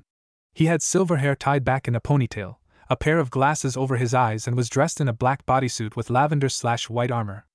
Who are you? Said Naruto, but the man ignored him and pulled out a deck of cards. These are Ninefo cards, he said. You just put a certain amount of chakra into them, and just then the card showed info on a village. I have info on almost anyone. Yeah, I'd like to know about Rock Lee of Konoha, Gaara of the Sand, and Naruto Uzumaki of New Whirlpool, Sasuke said. Oh good, you know their names. So the guy put chakra into the cards and got 2 out of 3 people Sasuke wanted. Let's see, Rock Lee, member of Team 9, his sensei is Mato Guy. He's best known for being one of the greatest taijutsu fighters in the elemental countries. Gaara of the Sand, he is the youngest son of the Kazekage. He is the younger brother of Temari the Wind Mistress and Kankuro the Puppet Master. Every mission he has he always walks away without a scratch. I can't find a Naruto Uzumaki of New Whirlpool, but I have a Naruto Namikaze of New Whirlpool. Eldest son of the Uzukage, wielder of the steel body, Madigan, the target eye and his eyes went wide, the bloodline eye? He had something inside of him that had made him infamous, but now he's training to be Uzukage when the time comes. Is there anything else? Just then 2 shinobi from Oto approached them. Yeah, put this in your cards. We of the Oto will put out a show this piece of crap village will never forget, said one of them. Just then a man in a trench coat, cargo pants, boots and a bandana came in and started shouting. All right, you maggots. Asses in the seats, now, he snapped. Everyone quickly sat down. All right. My name is Ibiki, and I just became your worst nightmare. This is the beginning of the Chunin exams. It will consist of 3 parts. A written test, the Forest of Death, and fights to the death. I will be the proctor of the first test. This will be simple, a 20-question test. Some of the genin looked at the test paper in front of them on their desks. Hey! There is only 19 questions on the paper, one of them shouted. The last question will be asked verbally. Now sit down and shut up, Ibiki shouted. Now, if you cheat on this test, you fail. So don't let us catch you, ready? Begin. 19 questions and 6 teams later. Alright, pencils down. It's time for the last question, Ibiki said. This question is so important that if you don't take it, you fail. If you get it wrong, you fail. That caused 2 more teams to leave. I see anyone else want to leave? Ibiki asked. This is bullshit, Naruto shouted, shocking everyone. My team and I didn't come all the way from New Whirlpool just to be psyched out by some thug in a trench coat. I hope he forgives me for that remark, he thought. And I don't think anyone here would want to quit now. Naruto-kun, Hinata thought, proud of her man. You tell him, cuz, thought Hagain. This Namikaze is interesting, thought Misaka. No wonder mother loved him. Damn, he's hot. Ino blushed. He's gotten stronger, Kiba thought with a smirk. However, Sasuke just glared at the blonde boy, as if aggravated that Naruto more showing more guts than he was. Are you sure you want to do this? Ibiki asked. Damn straight, he snapped. Who's with me? He turned to the class. The rest of the room stood up, indicating their decision. All right, to everyone that is left in this room, you pass. Ibiki smiled. Huh? Naruto said, obviously confused. I'm not just an ANBU and proctor of this exam, I'm a member of the torture and interrogation squad, he said as he took off his bandana showing his scars. Proof that he had experience in his specific field. If you guys can get through this, then nothing will faze you. As he put his bandana back on, a woman with spiky hair crashed through the window. 24 teams? Losing your touch, Ibiki? She said as the ninja teams looked at her. She had purple hair tied up behind her head and dull brown eyes. She was dressed in a fishnet bodysuit, a black leather miniskirt, and open-toed boots. She also had on a trench coat and a headband on her head. The second she laid her eyes on Naruto, she had to force down a blush. Oh my god, there he is. I didn't know his eyes were so beautiful. Hey, it's not my fault, it's the blondes. He rallied them together, Ibiki said to her. The second she laid her eyes on him, the boy smiled at her, which made her tingle. That's my man, Anko thought. Well then, all you soon-to-be dog chow, follow me outside to Area 44 now. She snapped at them. Without a single word, the ninja teams followed her out. The ninjas had finally assembled outside a steel gate connected to a very long steel wire fence that wrapped for miles around a thick, dense-looking forest. There were several gates spread apart evenly from each other, awaiting the different ninja teams' entry. Once Anko had explained the rules to the ninjas, Naruto couldn't help but make a comment. So all we have to do is get both the Heaven and Earth scrolls and kill anyone that get in our way? He asked. Sound easy enough. He didn't flinch as a kunai grazed his cheek. Anko suddenly appeared behind him, wrapping her arms around his torso, her mouth right next to his ear. You think so? She asked as she licked his cheek, fresh blood dancing on her tongue. What if others think the same way? She said as she let him go and handed him a stack of papers. Why don't you be a good boy and pass out the release forms? As he did, Anko could feel a tingling all over her body. I held him and licked his blood. She kept her composure and went back to the gate as everyone eventually handed her their release forms. All right, maggots. Into the forest of death. The teams grabbed their scrolls and dashed through their individual gates. Once Team Whirlpool had set up their traps, Naruto pulled the group in close to him. Okay, War Council, right now, he said. The trio sat down in a circle and made their plan. Hinata, I want you to take our scroll. Hagain and I will go to look for the other one we need. She nodded to Naruto, but looked hesitant. Are you sure, Naruto-kun? You can do this, Hina-chan. We both have faith in you, Naruto said as he kissed her cheek. Besides, I saw the way the other ninjas were looking at you. They think you're the weakest of us. They won't expect you to have it, and even if they did, they'll be seriously underestimating you. Hinata smiled. He handed her their scroll. With that, the trio separated to perform their jobs. Hagain leaped from tree branch to tree branch, looking and listening for any other ninja teams. He soon came across a trio of rain ninjas and was about to go on the attack, when he paused to listen to them. I still think this is a bad idea, one of them said. What now? The second ninja said. I mean her, the first one said. Hagain looked over and saw the kunoichi, who was lagging behind them. Odd. It's almost like she's afraid of them, Hagain thought as he dropped silently behind a large tree that was next to them. We should just kill her and be done with it, the first ninja said. That would put us a team member down. You know how bad that would be, the second replied. Are you actually trying to win this contest? We have another job. I'm really not interested in your opinion, Ko, the second ninja said to the first. The Hokage says that she can be useful, then I say use her. When the time comes we slit her throat. But until then, you don't touch her. Higane looked back and noticed that the girl looked a little more scared than before. Did she overhear them? He thought, then decided on a workable strategy. He attacked them. Transforming into solid steel, he emerged from the tree and threw a heavy punch that sent the first ninja into another tree. The second ninja barely had time to turn his head to see a steel fist slam into his face. Higane didn't stop as he laid into both of the ranged shinobis, pounding on them ferociously until they had died from having their flesh, bones and organs pounded into ground hamburger. The lone kunoichi fell to the ground, terrified of the solid steel figure that had just killed her teammates. Though a small part of her was upset that they were dead, her more immediate problem was their killer. Crying and terrified, she held up her arms to block the attack, when suddenly, her body turned into a golden Amazon. Higane stared in shock at the almost 7-foot-tall figure dressed in a black and blue bodysuit. "Who are you?" he asked. "Aya Natsum," she replied. "Don't worry, I won't hurt you," he said. "Why you won't?" "No. But they would have," he said. "You overheard them, right? What they were going to do to you later." "See, cut my throat," she said. Higane looked at her as he turned back into his normal form. "Is this a bloodline? Were you born with this power?" he asked. "Yes," she said. He held out his hand. "Come with me if you want to live. I knew that rain was purging bloodlines. If you want, you can come with me. I can take you to New Whirlpool, where you'll be safe." I agreed to go with him. He told her where to go and who to ask for. She handed him their scroll and took off. Naruto, on the other hand, wasn't so lucky. Currently, he was firing on a grass nin that was chasing him.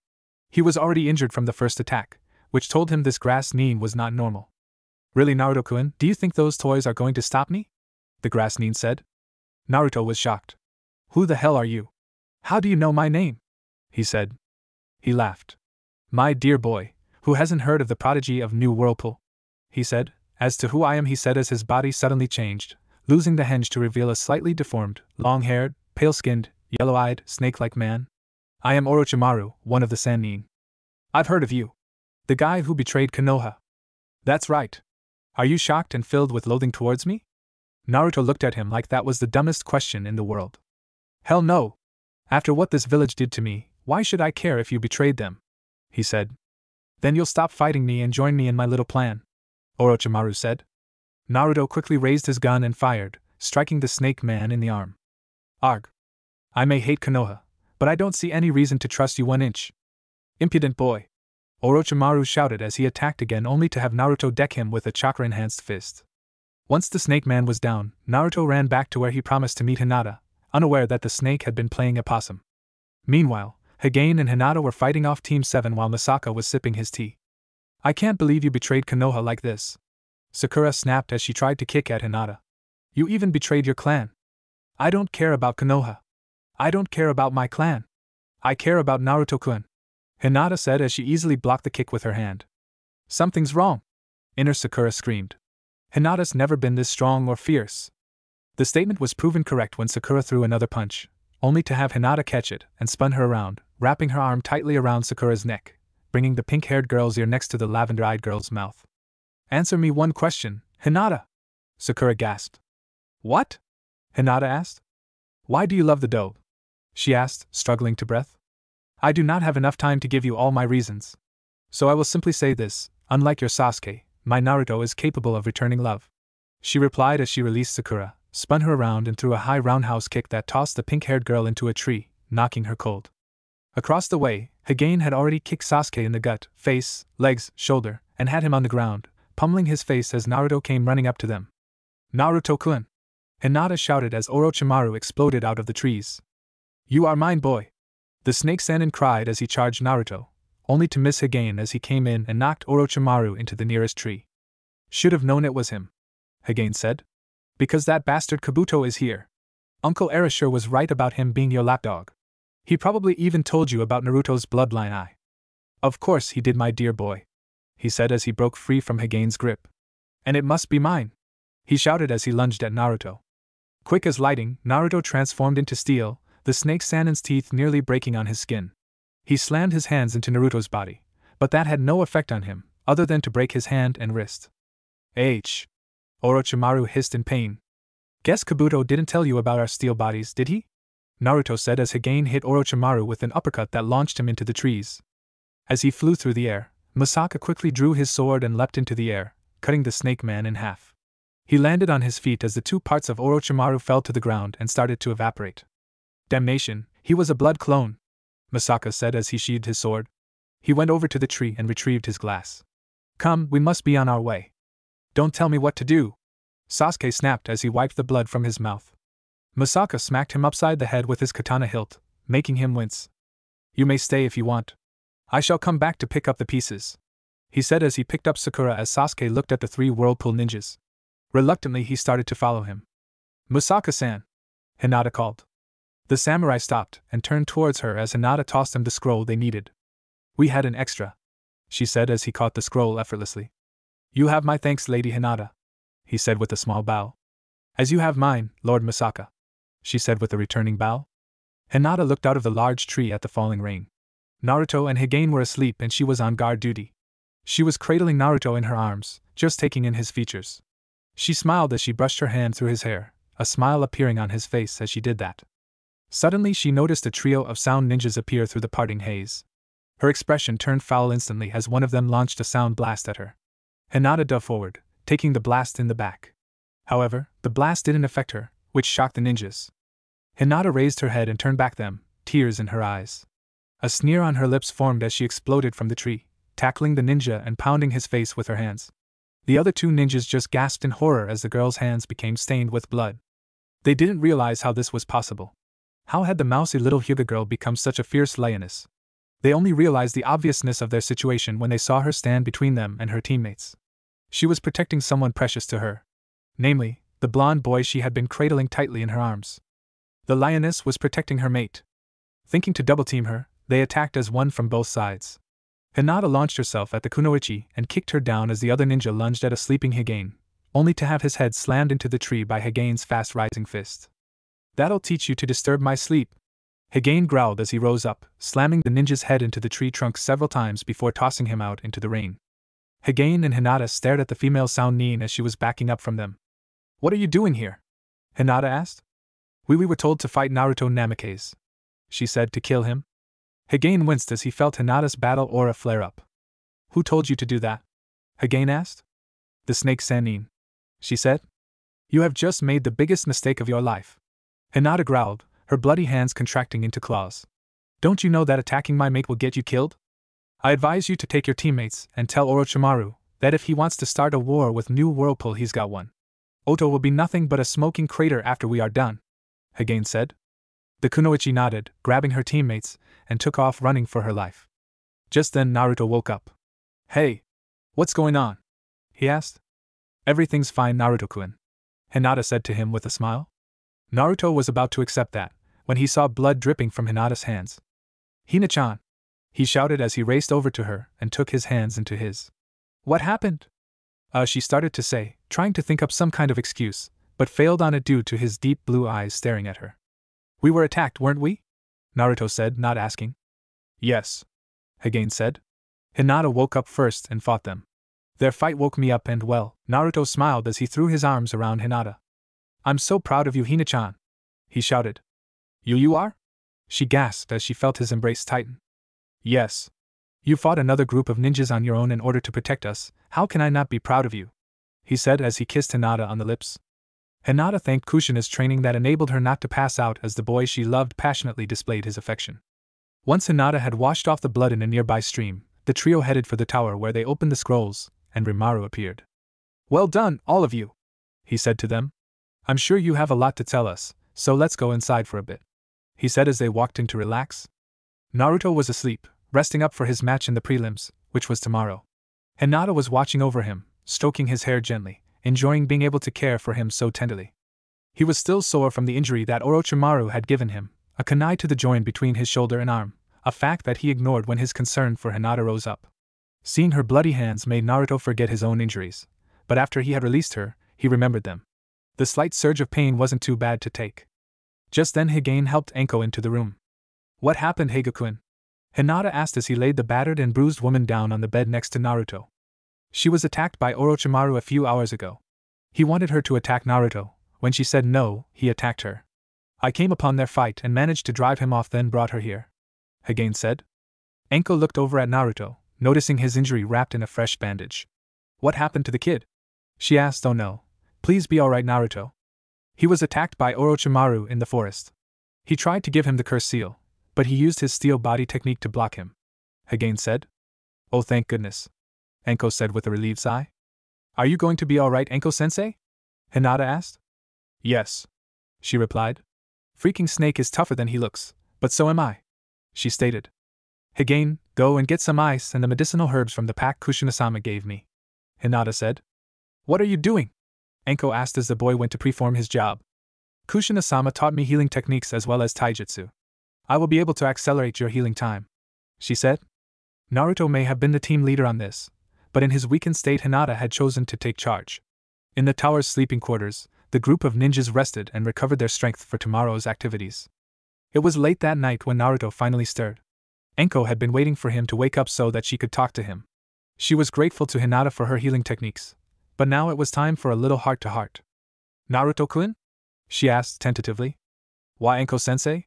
Naruto asked, more than a little curious as to what she was doing next to her. What are you doing here? He asked, then noticing her injuries. Who attacked you? Orochimaru, she said. Naruto grimaced as she said that. Bit by bit he was starting to hate the snake Sannin, and Enko could see it in his eyes. The pair spent the next hour just talking, telling each other about their likes and dislikes, hobbies and dreams for the future. It was after all this that she told Naruto her most taboo secret. You were trained by that damned snake? He gasped. Enko nodded her head, pulling her shirt off of her shoulder, revealing the curse seal Orochimaru had given her years ago, which ultimately made her his slave. Which meant that he could hurt her no matter where she was. If he wanted to, he could kill her. But her most deepening fear was that Naruto would despise her now because he knew. I will understand if you hate me for this. I just felt you deserved the truth. Naruto lifted Enko's head up to look into her eyes. He smiled at her, the woman seeing that there was no hate in them. How can I hate my fiancé? He said as he pulled the woman into a gentle hug. Enko felt a wave of love wash over her as the boy held her tight. She wrapped her arms around his body and returned the hug, tears falling from her eyes for the first time. You know, she said in a whispered voice. Yes. I do. My father left a few letters with my mother before he died. One of those letters mentioned you. I didn't say anything before because I didn't know you. But now that I do, I'm not upset at all. Enko, there's something I have to tell you, he said as he pulled away from her. Yes? It's about Hina-chan. Your girlfriend, she said. Yes. Don't get me wrong, I like you, but Hinata was the first girl in my life who cared about me who wasn't related to me. I can't just make her a second, he said. However, I can at least do this, he said as he placed his hand on her shoulder. His hand started to glow, a slight static shock surging over her body, which was replaced by a warm tingling sensation. What did you do? Enko asked as Naruto removed his hand from her shoulder. I placed a mild suppression seal over the cursed seal Orochimaru gave you. It's only a temporary solution, but it will keep that damned snake from controlling you. I'll need to talk to my mother about anything more permanent, he said. Enko smiled as she hugged the boy tightly, kissing his cheek to thank him for what he had done. Meanwhile, from the doorway to their room, a certain pale lavender-eyed girl watched intently, no feelings of anger bubbling up inside her. She had heard what had been said and understood. Opening the door to reveal herself, she walked over to the bed and sat down next to the pair. Hina-chan. Naruto gasped the second the door had opened. It's all right, Naruto-kun, Hinata said. It is? Yes. Your father made this arrangement, so I will understand you wanting to honor it. I thank you for wanting to include me in this, and I am not averse to sharing you, she said, taking his hand into her own. Enko just stared at the girl, shocked at what she believed the girl was proposing. You mean you would be willing? Enko started to say, but couldn't finish. Yes, Hinata said with a nod. I will not give up my Naruto-kun for anything, or for anyone, but I know his heart is big enough for us to share. And if you are willing, yes, Enko shouted. Good, Hinata said with a smile. Now, as to our arrangements, Naruto lay back in the bed and smiled as his two fiancés started setting ground rules for each other. He especially liked the one about if you run off with my Naruto, be sure I will hunt you down to the ends of the earth. When morning and breakfast came, the prelims were announced and everyone was to assemble in the main chamber. Naruto was now in a pair of tearaway pants, a black t-shirt, black bike shorts, sandals and his headband. His hands were taped up and his hair was in a ponytail. Like the outfit, cuz, Hagane said. Just something I threw on, he said as he stepped out of the room. Suddenly, he was tackled to the floor by a striped blur, crashing into the middle of the floor. It was Tora. She was dressed in a white bikini top, black and white hot pants, pinkish stockings with thick socks and no sandals. His face was buried in her cleavage as she purred while everyone around started to laugh. Great! I feel like a Pooh Bear. Naruto groaned as he tried to get up. So what am I? Tigger? Tora giggled. Once everyone had had their laughs, they got up and headed to the arena. Once everyone was assembled, Sarutobi stood up and made his announcement. Congratulations, you have made to the preliminaries of the Chunin exam. You should all be very proud of yourselves, he said. This will be the third phase of the exam. However, unlike the second phase, which consisted of teamwork, this will be a tournament-style fight, person to person. It will be every man and woman for his or herself. Good luck, he said. With that, the first match was announced. Misaka Takeuchi vs. Kiba Inuzuka. Everyone who knew the pair were shocked. Mostly because it was basically 2 against 1. Kiba and Akamaru leapt down onto the arena floor. Misaka was about to go down, when Sasuke grabbed his arm. Win this match. Don't embarrass us, he said to the samurai. Yeah, Sakura added. Misaka gave Sasuke an even look, before he kicked Sasuke's legs out from under him, pushing him hard to the floor with his hand, quickly taking his sword out and aiming it at the Uchiha's neck. I do not have to do what you say, he said in a tight voice. You are not a member of my clan's council nor my parent. I do not respect you, the Haruno girl, nor our so-called sensei. Try and force me to respect you, Heikate, and the line ends with you, he said to the Cycloptic ninja. With that said, he walked down to the arena to fight. The fight itself was fairly impressive, with Kiba and Akamaru trying to double-team Misaka by having the dog turn into a clone of Kiba. While Misaka had to admit that the pair had impressive teamwork savvy, he didn't let that distract him. Moving at speed to match them, Misaka was able to deduce who was who, and used the reverse side of his sword to strike Kiba with after he had charged his sword with chakra. He struck Kiba's nerve points with incredible precision, laying out the boy within a matter of seconds. Winner cough Misaka Takeuchi, said the proctor.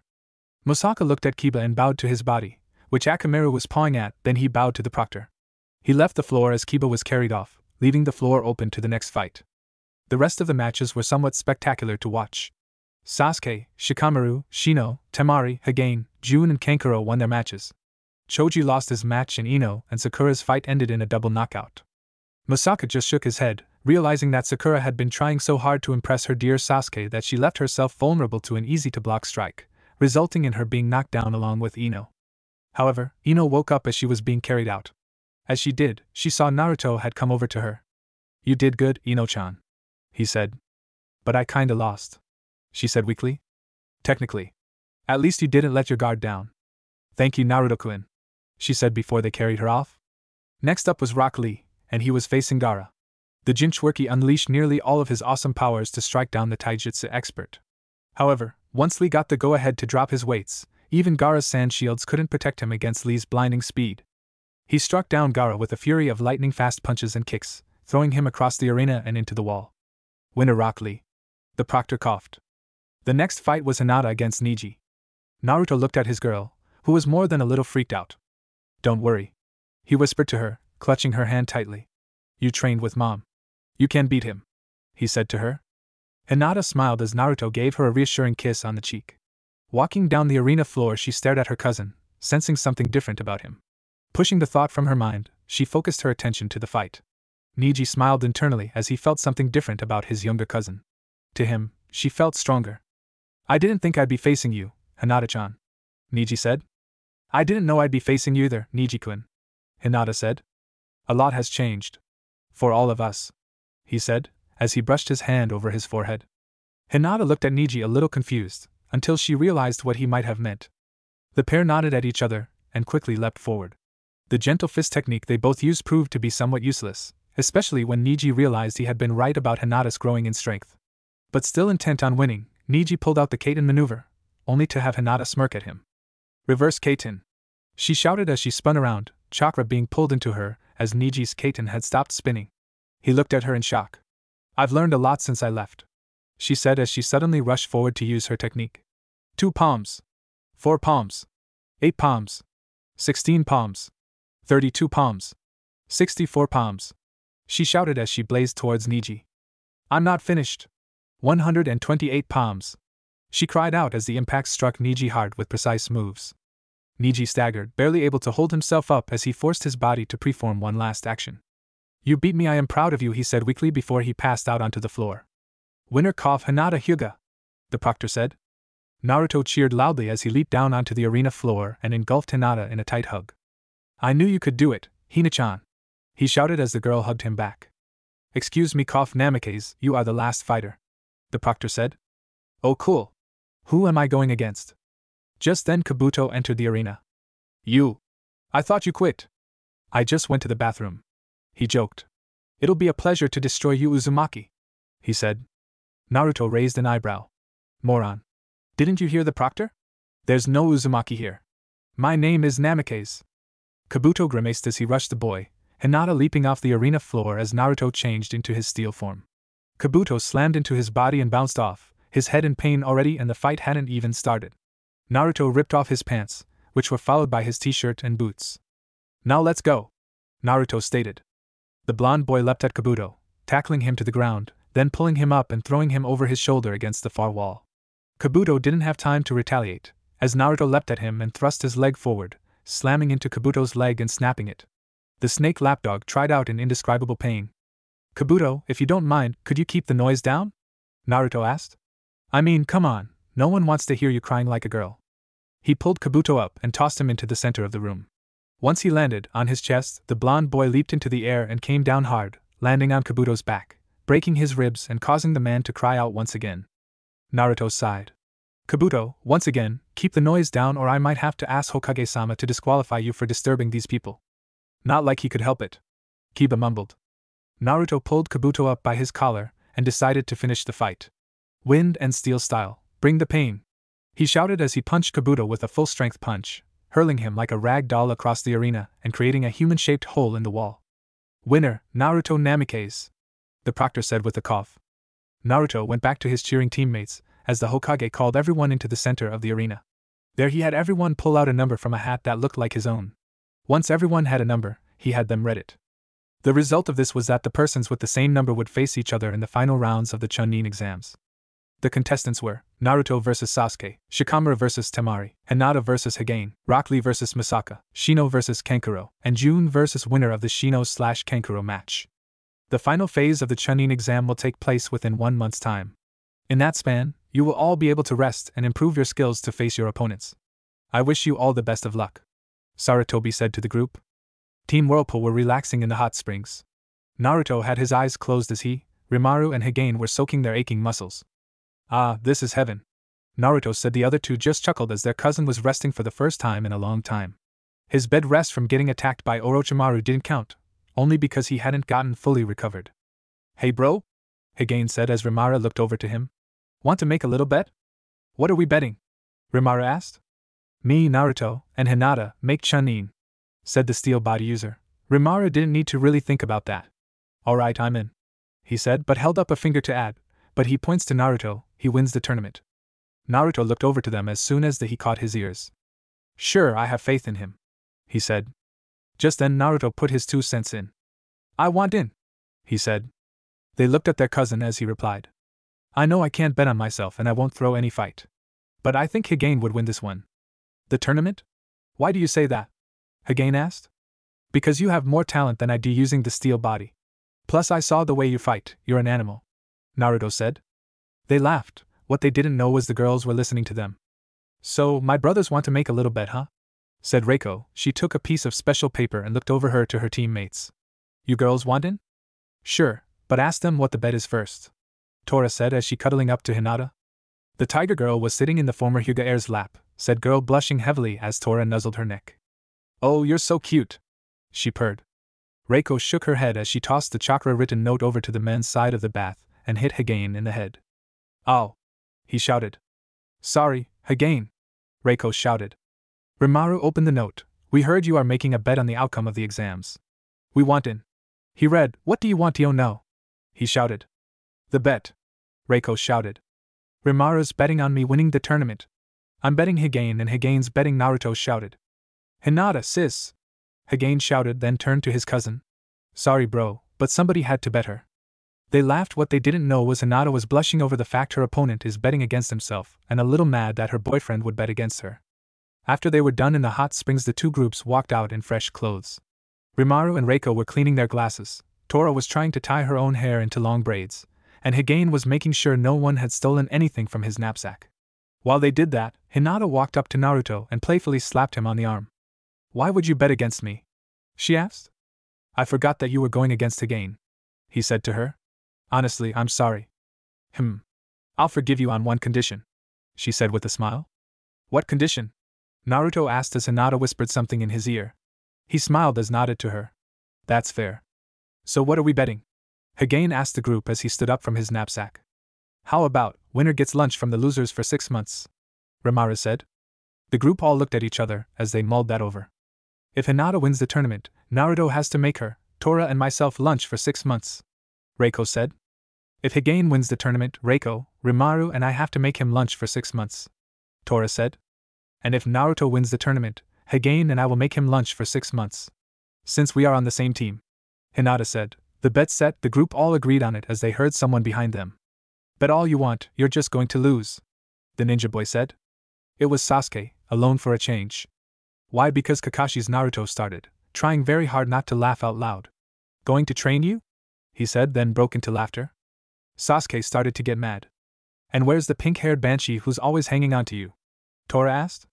Gave her the slip. Sasuke snapped. Man, you must be a gay eunuch, Hagain said. Really? I mean, she'd give it up to you if you asked? Reiko said.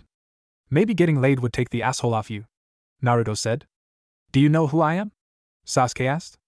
Hagain couldn't resist that one. The Juggernaut's bitch, he shouted. With that, the entire group started cracking up laughing. Naruto was on his ass, rolling around on the street. Sasuke, easily upset, pulled his kunai and hurled it at the rolling blonde. But at the last second, Naruto caught the kunai with his hand and tossed it back to Sasuke. The blade landed at his feet, right next to his big toe, and Naruto was still laughing. Sasuke growled as he spun around on his heels and stormed off, leaving his kunai in the dirt. It was just after noon as Hagain met up with Aya Natsum at their hotel.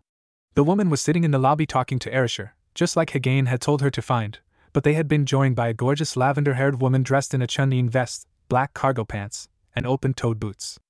Her headband was tied on her right arm, and she had a long katana sword in its sheath clutched in her left hand. He went over to them and introduced himself. Uncle, he said, nodding to the older man. Aya, he said, nodding to her. Hello?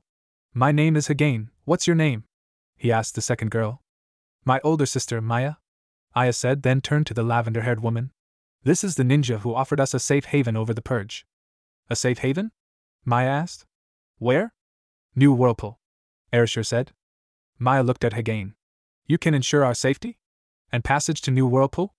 Of course, my aunt, my sister, Erasure added. Is the Yuzukage? He said, she's coming to Konoha within the month for the final exams.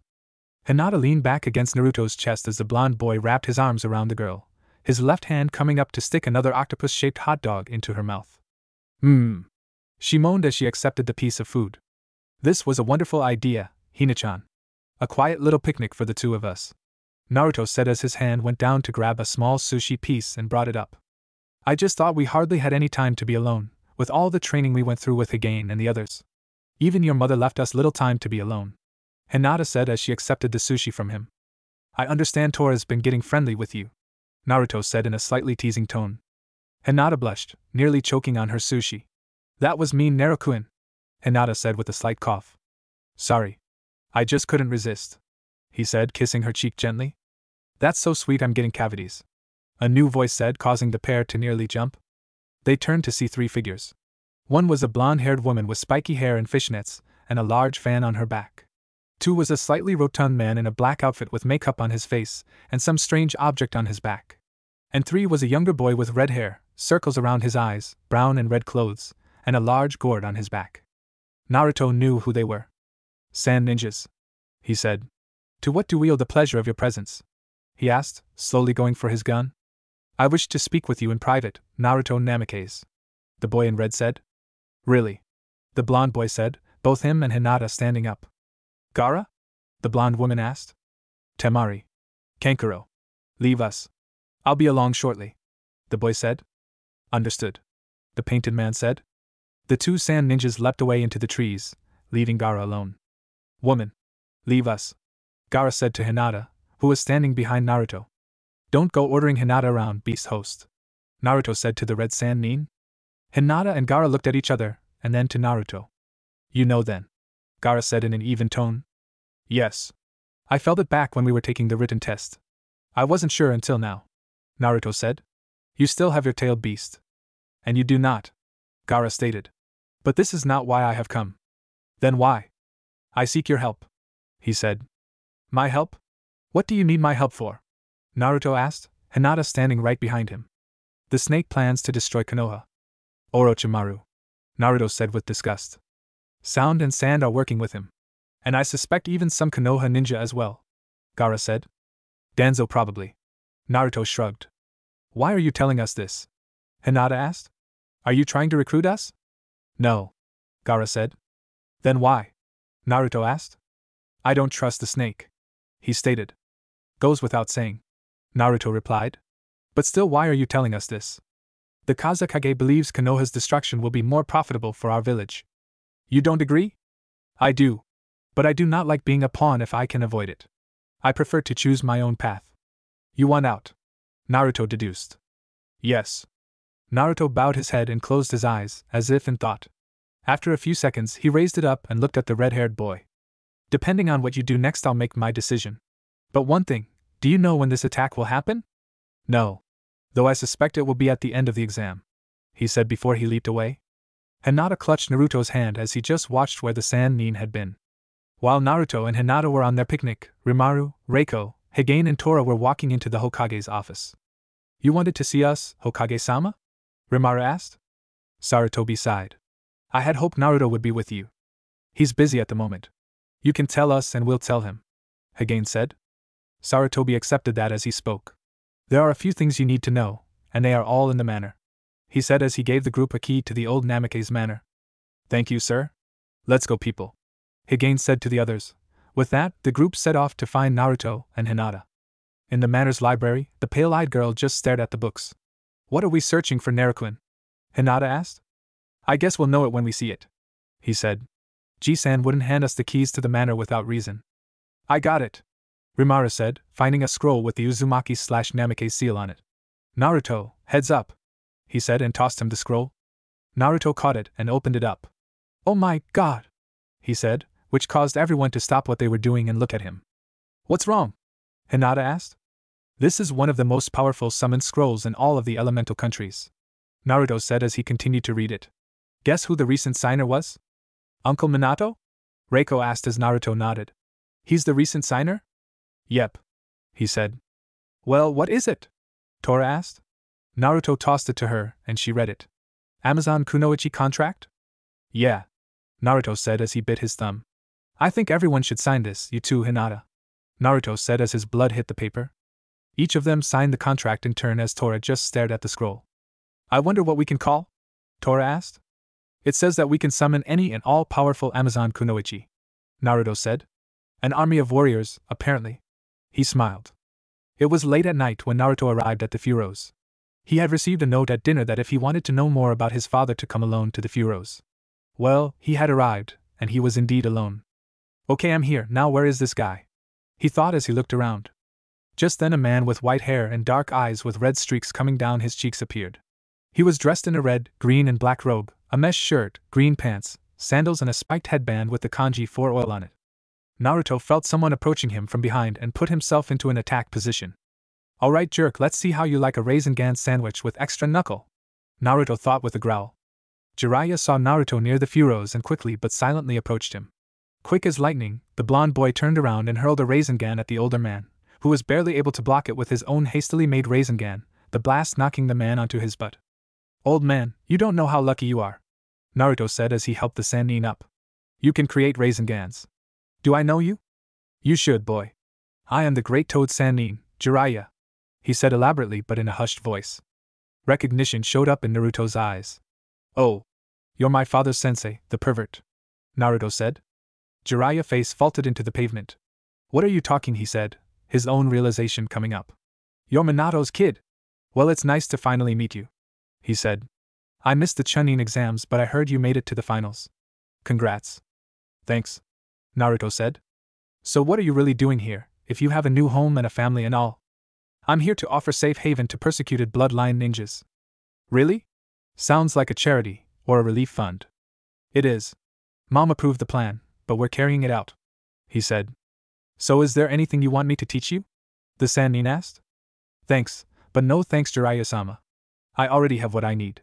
I know the Rasengan. I already have 2 parts of my dad's Thunder God Jutsu down. All I have to do is either find one of his Trikunai or smith it myself.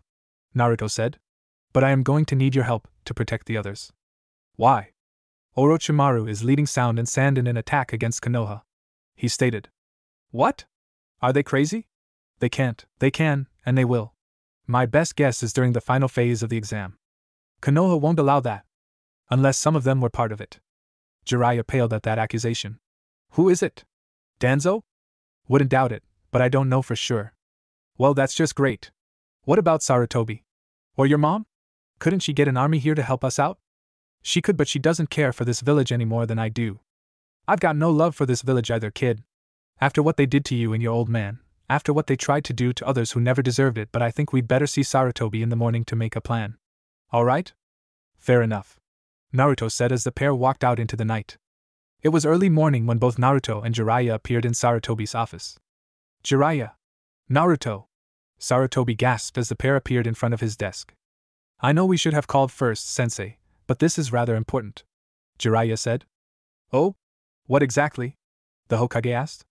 Naruto and Jiraiya quickly explained what Naruto had told Gaara had told him yesterday. Are you sure about this, Naruto? He asked. The boy nodded. Do you know how many are out there? They've had time to plan and prepare. And considering they have an additional month before the final phase of the exam, Naruto said. And add to the fact you've already got everybody guarding your elite guests, your army is cut in half and I sure as hell don't think Danzo's gonna help you. Jiraiya said. It's possible he's in on it with Orochimaru. That's a best guess. I've got no proof for it. Naruto said. Of course not. Danzo's not so big a fool as to announce it or anything. Sarutobi sighed. Enemies outside, enemies inside, no allies to speak of. Wonderful. While the older man brooded, Naruto came up with an idea. Ji-san. I think I have an idea on how to get some proof. Naruto said and did the seals for the Kage Bunshin. However, something happened, and where there should have been a Naruto clone stood a young man with silvery white hair, blue eyes and a demon left arm. He was dressed in a long, black, short-sleeved trench coat, black leather pants, a red vest covering a white shirt and black boots. He had a strange-looking sword strapped to his back and a holster under his right arm. What the hell? Naruto gasped. That's supposed to be a clone. The clone didn't say anything, just stared at Naruto, and Naruto understood him. His name's Nero. He can help us. Naruto said. He can? How? Jiraiya asked. And how did he get the Rinnegan? He wondered. He's going to find some proof for us. Naruto said, then he looked at Nero. Be careful. Nero nodded and took off in a puff of black smoke. Naruto, do you know what you just did?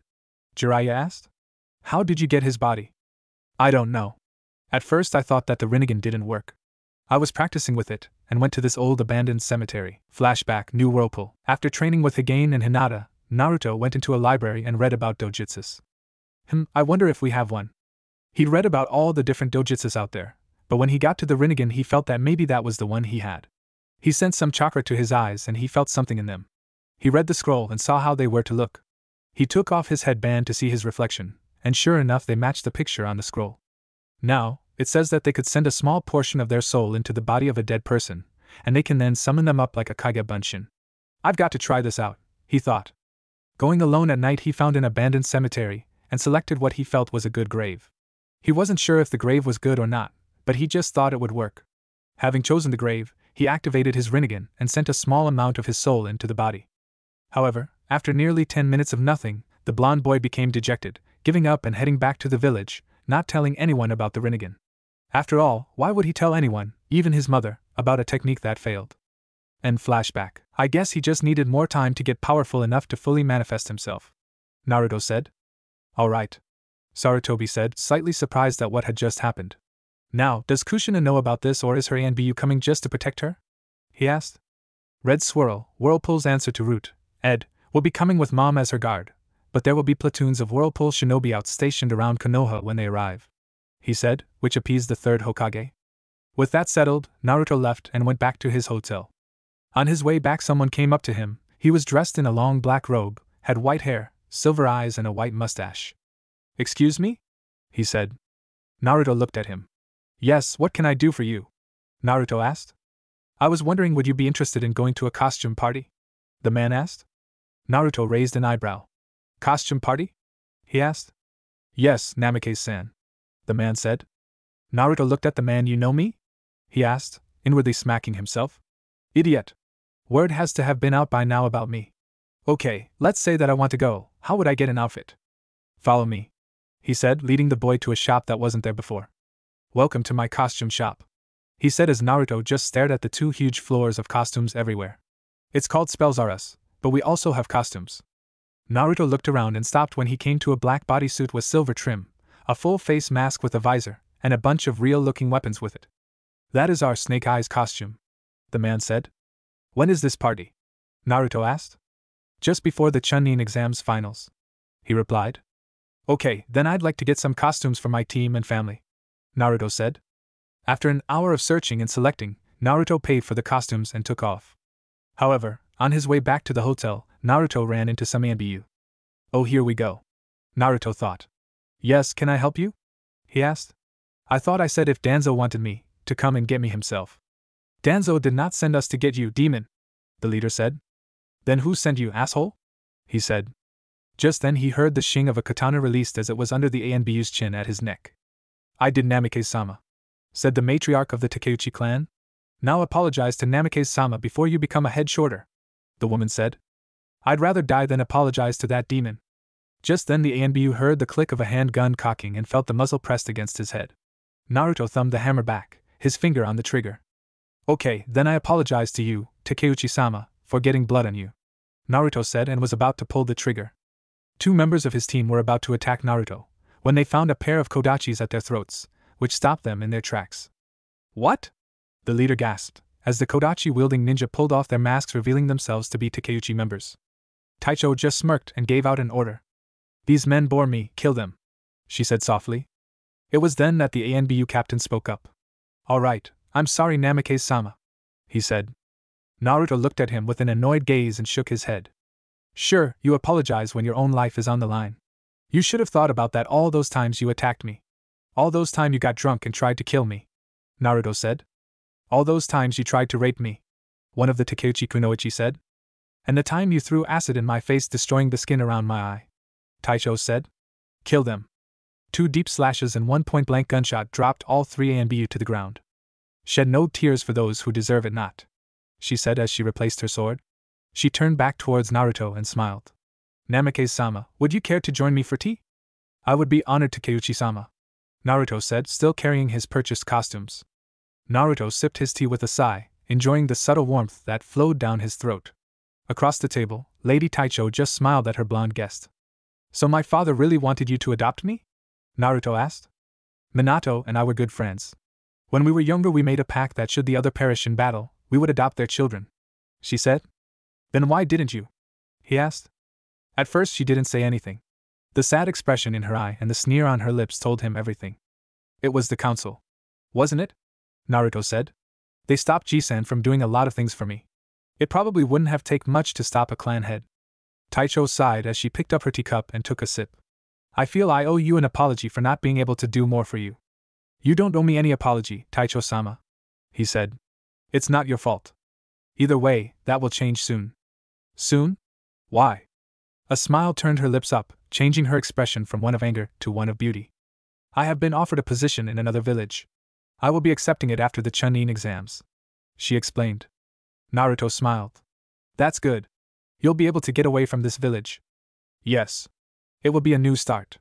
For all of us, she said as a new person walked into the room. Hello, mother, Misaka Takeuchi said as he entered the room. Ah, Misaka. Welcome back, Taicho greeted her son. Forgive me, mother. I didn't know you had company. It's all right. I assume you know Naruto Namikaze? Naruto bowed his head to the young samurai. Misaka bowed his head in response to the young ninja. We know of each other, Misaka said. Yeah. We even have a few things in common, Naruto said. Oh? Like what? Taicho asked. We don't like Sasuke Uchiha, Naruto said. We don't like the Konoha Council, Misaka said. We don't trust the Leaf Village, Naruto said. And we've been persecuted by the ninjas of this village, Misaka said. That, and we've also kicked Sasuke's but more than once. Naruto laughed. The pair of Takeuchis joined him in that as Masaka joined the pair for some tea. After having tea with Taicho and her son, Naruto walked back to the hotel, costumes in hand. Erasure and the others saw him in the lobby and came up to him. Naruto. Need a hand? Erasure asked. I've got it, thanks uncle. Is everyone here? He asked. Erasure nodded, staring curiously at the packages. Good. He then started handing out costumes to the others. The first one was Hinata. I'm sure you heard about the costume party that's going on the night before the finals, right? The group nodded. Well, I got you guys some outfits.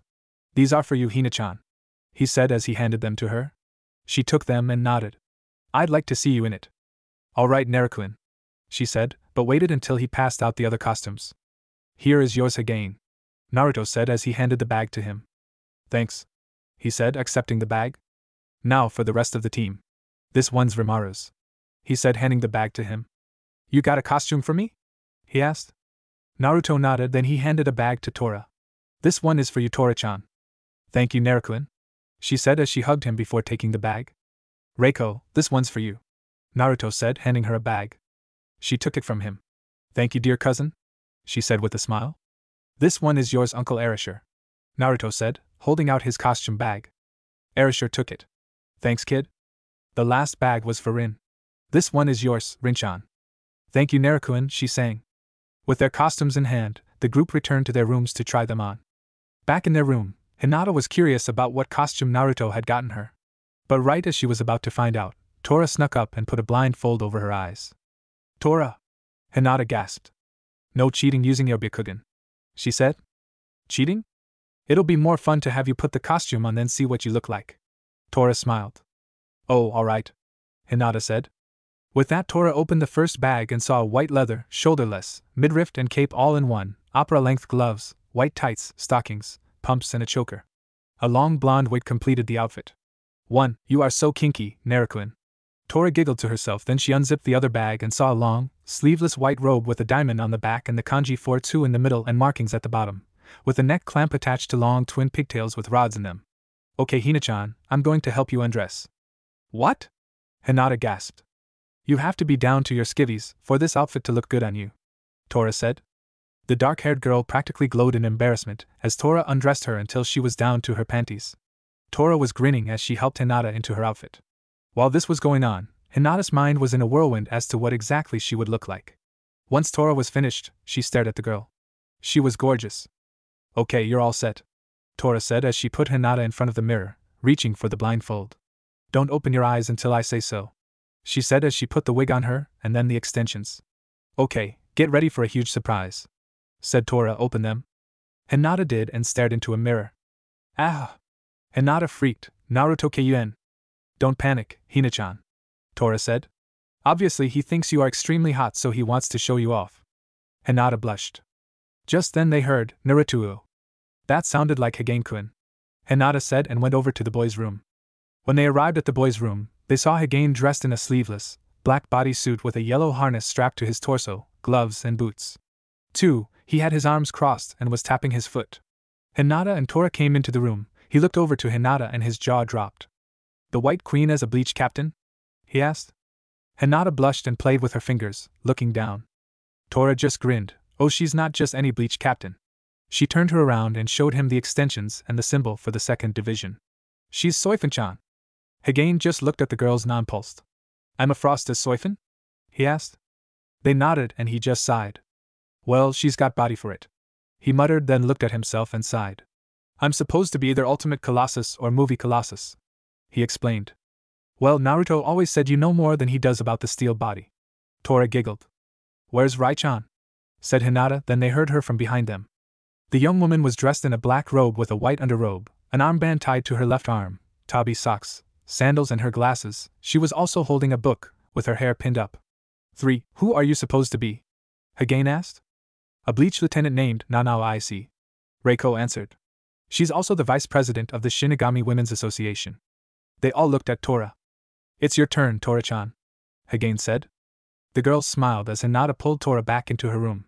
Right as they left, Rimaru walked out of his room. He was dressed a black shirt, a long dark trench coat, slacks, boots and shades. 4. Hagane just looked at his brother and laughed. Oh man, that is so cool, he said. Rimaru just sighed. Here we go. He mumbled. Come on, come on. Say the line, say the line, Hagane said. Sigh. All right, Rimara said. I know kung fu. Hagane and Reiko giggled. All right. It's your turn to try on your costume without you seeing it, Hinata said, a blindfold twirling in her hand. Tora just sighed. All right, you win, she said as Hinata placed it over her eyes. Hinata unzipped the bag and saw an orange jacket with white shoulder pads, an orange bodysuit with black stripes, a black bikini and a tail, orange and black face paint, yellow cat-like contacts, and black tights. 5. Okay, you need to take off all of your clothes. Even your underwear, Hinata said in a sultry tone, sending shivers down Tora's spine. What is wrong with her? Tora thought as Hinata helped her out of her clothes. She then took out the bodysuit and looked at the tiger girl. She first put on the bodysuit, the whole experience giving Tora goosebumps. Oh my! Hinata gasped. Well, she has the body for it, she thought. Then she started to help Tora with the bikini and tail. Okay, I'm going to take off the blindfold and put this face paint on you. Tora nodded as Hinata removed the blindfold and turned the girl from the mirror. It took several minutes to apply the sweat and waterproof makeup to the girl. Okay, I'm done, Hinata said. Just 2 more things, then I can let you see. She put a large blanket over Tora, so she wouldn't see how she was dressed. Hinata had also put a cover over the mirror so she couldn't cheat. Can you put on contacts? Sure thing, she said as she carefully put the contacts over her eyes. Okay, close them again. She did as Hinata slipped the jacket on her. Then Hinata snatched the cover off the mirror. Ready? Hinata asked as she put her robe over the tiger girl's shoulder. Yeah, I can't wait to see. What is my outfit? She asked as Hinata giggled. Tell you what, she said as she stood her up and in front of a huge mirror. Let me say this, your outfit is like mine and it suits your personality. What do you mean suits my personality? She said. Hinata chuckled. Why don't you open your eyes and see? Tora opened her eyes and screamed. Oh my god! She said she took a real good look at herself. I'm Tigra as Yorichi? Hinata giggled. Yep, you do have the body for it, after all, she said. Come on, let's show the others. When the pair went back to the boys' room, Hagane just chuckled. This is the first time she's worn more clothes than she's used to, Hagane said. The group laughed as Tora pounced on him. Right then Erasure walked in dressed in his outfit. What's so funny, guys? Erasure said. The others froze when they saw him. What? I look like Minato, don't I? They all nodded. Just then Rin walked in, causing everyone to gasp once they saw her. In their collective opinion, she was a freaking goddess. She was dressed in a jade green and black bodysuit with a golden phoenix in the shape of an upside-down triangle on her chest, a golden sash held by a small golden phoenix, golden gloves and knee-high boots. She also had on a long red wig and beautiful green contacts in her eyes. 6. Phoenix? Rimara gasped. Rin nodded. What do you think, guys? She asked. You look good, Rin-chan, Tora said. Just then they heard someone walking in the room. He was dressed in black motorcycle boots, black leather slacks, mesh shirt, red leather trench coat, black gloves, and his hair was bleached and dyed a silvery white. He had a huge sword on his back and a couple of guns and holsters on his chest. They looked at him in shock. And now are you two? Hinata gasped. He smirked that arrogant smirk and showed off his costume as he saw the others. First he went over to Rin.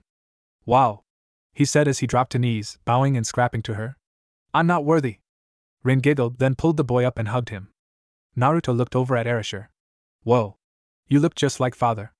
How do you feel? I feel honored, Naruto, Erasure said. Naruto then looked at Reiko. You look great, he said to her. Like a hot librarian, he said as she blushed. Thank you, Naruto-kun, she said. Naruto turned to Rimaru. Mr. Anderson, so nice to see you again, he said, causing Rimaru to sigh and the others to laugh. You look good as Neo, he said. I think I understand why you chose these outfits, Rimaru said to him. You tried to match up our personalities. Naruto nodded as he turned to Tora. I think I did a good job matching up the characters perfectly, Naruto said. Tigra is like you, Tora-chan, but when you get serious, you're like Yorichi. She smiled as she pounced onto him. YP. He cried out as she tackled him to the ground while everyone laughed. Thanks, Naruto-kun, Tora said, helping him up after she nuzzled him a bit. Okay, again, as I said before, you're more used to being in a steel body form than I am. That's why I chose Ultimate Colossus for you. You also remind me of a badass. Oh, and you're not? Hagane asked. As badass as a guy who can bench press a submarine? You're Dante, Hagane snapped. They don't come any more badass than a guy who can nuke an entire mountain in one blast. Well, I thank you. Then he looked at Hinata. Well? What do you think, Hina-chan? I like what you are saying about me, Naruto. She said, I'm honored you think me as this powerful. Hina-chan, you can do anything if you put your mind to it. Think about it. Both White Queen and Soifin are nobles, but they worked hard for what they got. So did you. That's why I got you this outfit. And I hope I'm not sounding like a pervert, but you do look really hot in this outfit. Hinata blushed as she shook her head. You're not. I'm flattered. She said. Oh good. I was a little worried about that. He said, then turned to the others. Hey, I was thinking. Why don't we keep the outfits on and get used to them? He said. The others looked at each other, shrugged and agreed, thinking how much fun this was going to be. Hey Emma, I didn't have breakfast. Would you like to join me for some lunch? He said with his arm held out to Hinata. She giggled and grabbed it. Why, it would be my pleasure, Dante. She said. The pair walked out of their room, heading to the restaurant. When the pair walked into the restaurant, Ino was already there. She'd seen them, watching them the whole time as they ate, but didn't know who they were. Oh my God! Who are they? Ino thought as they saw her and walked over to her after finishing their meal.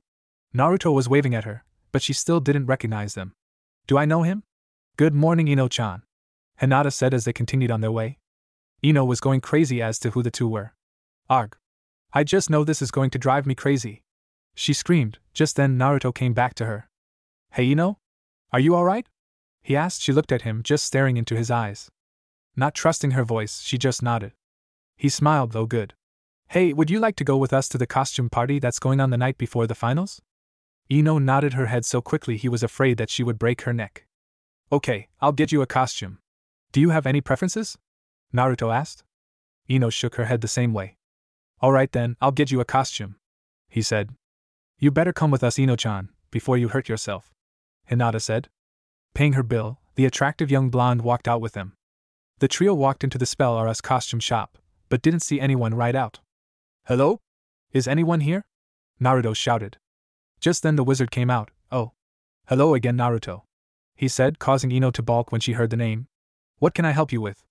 I was looking for a costume for my friend here, he said, indicating Ino. I was wondering if you had the MS Marvel one. The wizard smiled. Of course I do, if you'd follow me, miss.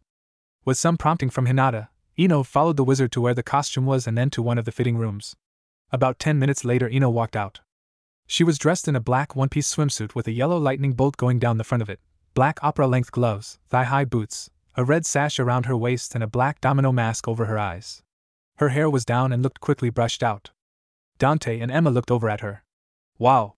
They gasped. Do you like it? Ino asked. It's not too much, is it? Hell no! It's perfect, Naruto said as he softly kissed her on the cheek, causing her to blush while Hinata giggled. Wow, Carol, you've just been kissed by a devil, Hinata said as Ino looked at her. Hinata? She said, is that you? Finally! I was wondering when you were going to figure it out. Hinata grinned. And you're Naruto? She asked, finally coming out of her daze. That's right, Naruto said, paying for Ino's costume and another one he'd seen earlier. Nice to be recognized, he said. All right then, ladies. Shall we go? The pair smiled and took a hold of an arm as they walked out of the shop. Having already had lunch, Naruto, Hinata and Ino went looking for Anko. They had found her at her favorite eating joint. Hey Anko-chan, Naruto said. She looked over to him, looked him up and down and smiled. Well, hello gorgeous. She grinned. Is that you, Naruto? Yep, what do you think? He asked, letting her get a good look at his outfit. Wow, you look great, she replied. Thanks, he said, handing her a bag. Here. This is for you, he said. Giving me gifts already? She asked. What is it? Your costume, he replied. Costume? She asked. Yeah. We want you to come to the costume party with us. She started to unzip it, only to have Naruto stop her. I'd like to see you in it. She smiled at him and nodded. All right, she said and went into the bathroom to get changed. A few minutes later she came out wearing a tight black bodysuit, boots, gloves, golden bracelets and belt, and auburn wig on her head. Naruto Wolf whistled at her. Now that's impressive, he said. I think Naruto-kun's got a thing for superheroes, Ino whispered to Hinata. Can you blame him? Black leather, swimsuits, spandex? Hinata whispered back. Eventually the day of the costume party arrived, and every Kage, their guards and important people were coming to Konoha for the finals of the Chunin exams. Sarutobi himself had welcomed them all to Konoha, especially the group from New Whirlpool. After meeting with the Hokage, Kushina, Hinaru, and Naruto went straight to their team's hotel to surprise them. But they were the ones who were about to get the surprise. When the trio walked into the hotel, there was a fight in progress. Team Whirlpool and their allies were fighting Root ANBU. Naruto was running backwards firing at an ANBU, hitting him in the head and heart, while dressed like a certain video game character. Kushina saw one of the Root members try to stab Hagain, only to have him transform into his steel body almost automatically. Then he started to charge him saying, "Steel's special tech, Das Vidanya." Her eyes went wide as she watched her nephew cold cock the ANBU with a fairly light punch, but sent him flying through the walls like they were paper. She smiled, truly impressed. One ANBU was trying to kill Hinata. But as the kunai was about to strike her, she suddenly turned into living diamond, causing the kunai to just bounce off. Hinata rushed him and tagged him hard in the chest, putting her fist through him. Amazingly, he didn't die. Kushina just smiled as she stared at her apprentice. She had become far stronger than before, yet her killing restraint seemed to be her most outstanding characteristic. Next was Rimaru. He was going inhumanly fast, and just crushed his ANBU opponent against the wall of the hotel like a hockey player. Tora was basically kicking ass as if she was a dancer, agilely and gracefully leaping around the room to avoid being hit, then coming down hard to claw someone in the face. Reiko came in with a large book using it like a bat, slamming a couple ANBU like they were baseballs, then took out another ANBU with a what looked like a magic flash, as her hands seemed to be glowing. Erishur seemed to be everywhere at once, hitting ANBU from all sides. Finally, Rin was flying around like a flaming bird, dive-bombing to take out her ANBU group. She landed on her feet and turned to Naruto. "I tell you these new abilities are awesome, Scott," she said to Naruto. "What did you call me?" Naruto/Dante asked. "Scott. You are my lover, right?" she asked with a smile. "Oh," he thought. "She sees me as Cyclops." Yeah, Jean. "Sorry," he said, then heard Kushina. "Are you guys alright?" she asked, once all of the ANBU were either dead or unconscious. Naruto looked over and saw his mother. "MOM," he said, "Naru-chan. Keo-chan." She shouted as he ran over to them and gave them all a big hug. Naruto was hugging his mother and sisters tightly while they just stared at him. Hello, Naru-kun," Kushina said as she took a real good look at him. My son has grown up and he looks yummy," she said, walking around him, slowly taking in everything about him.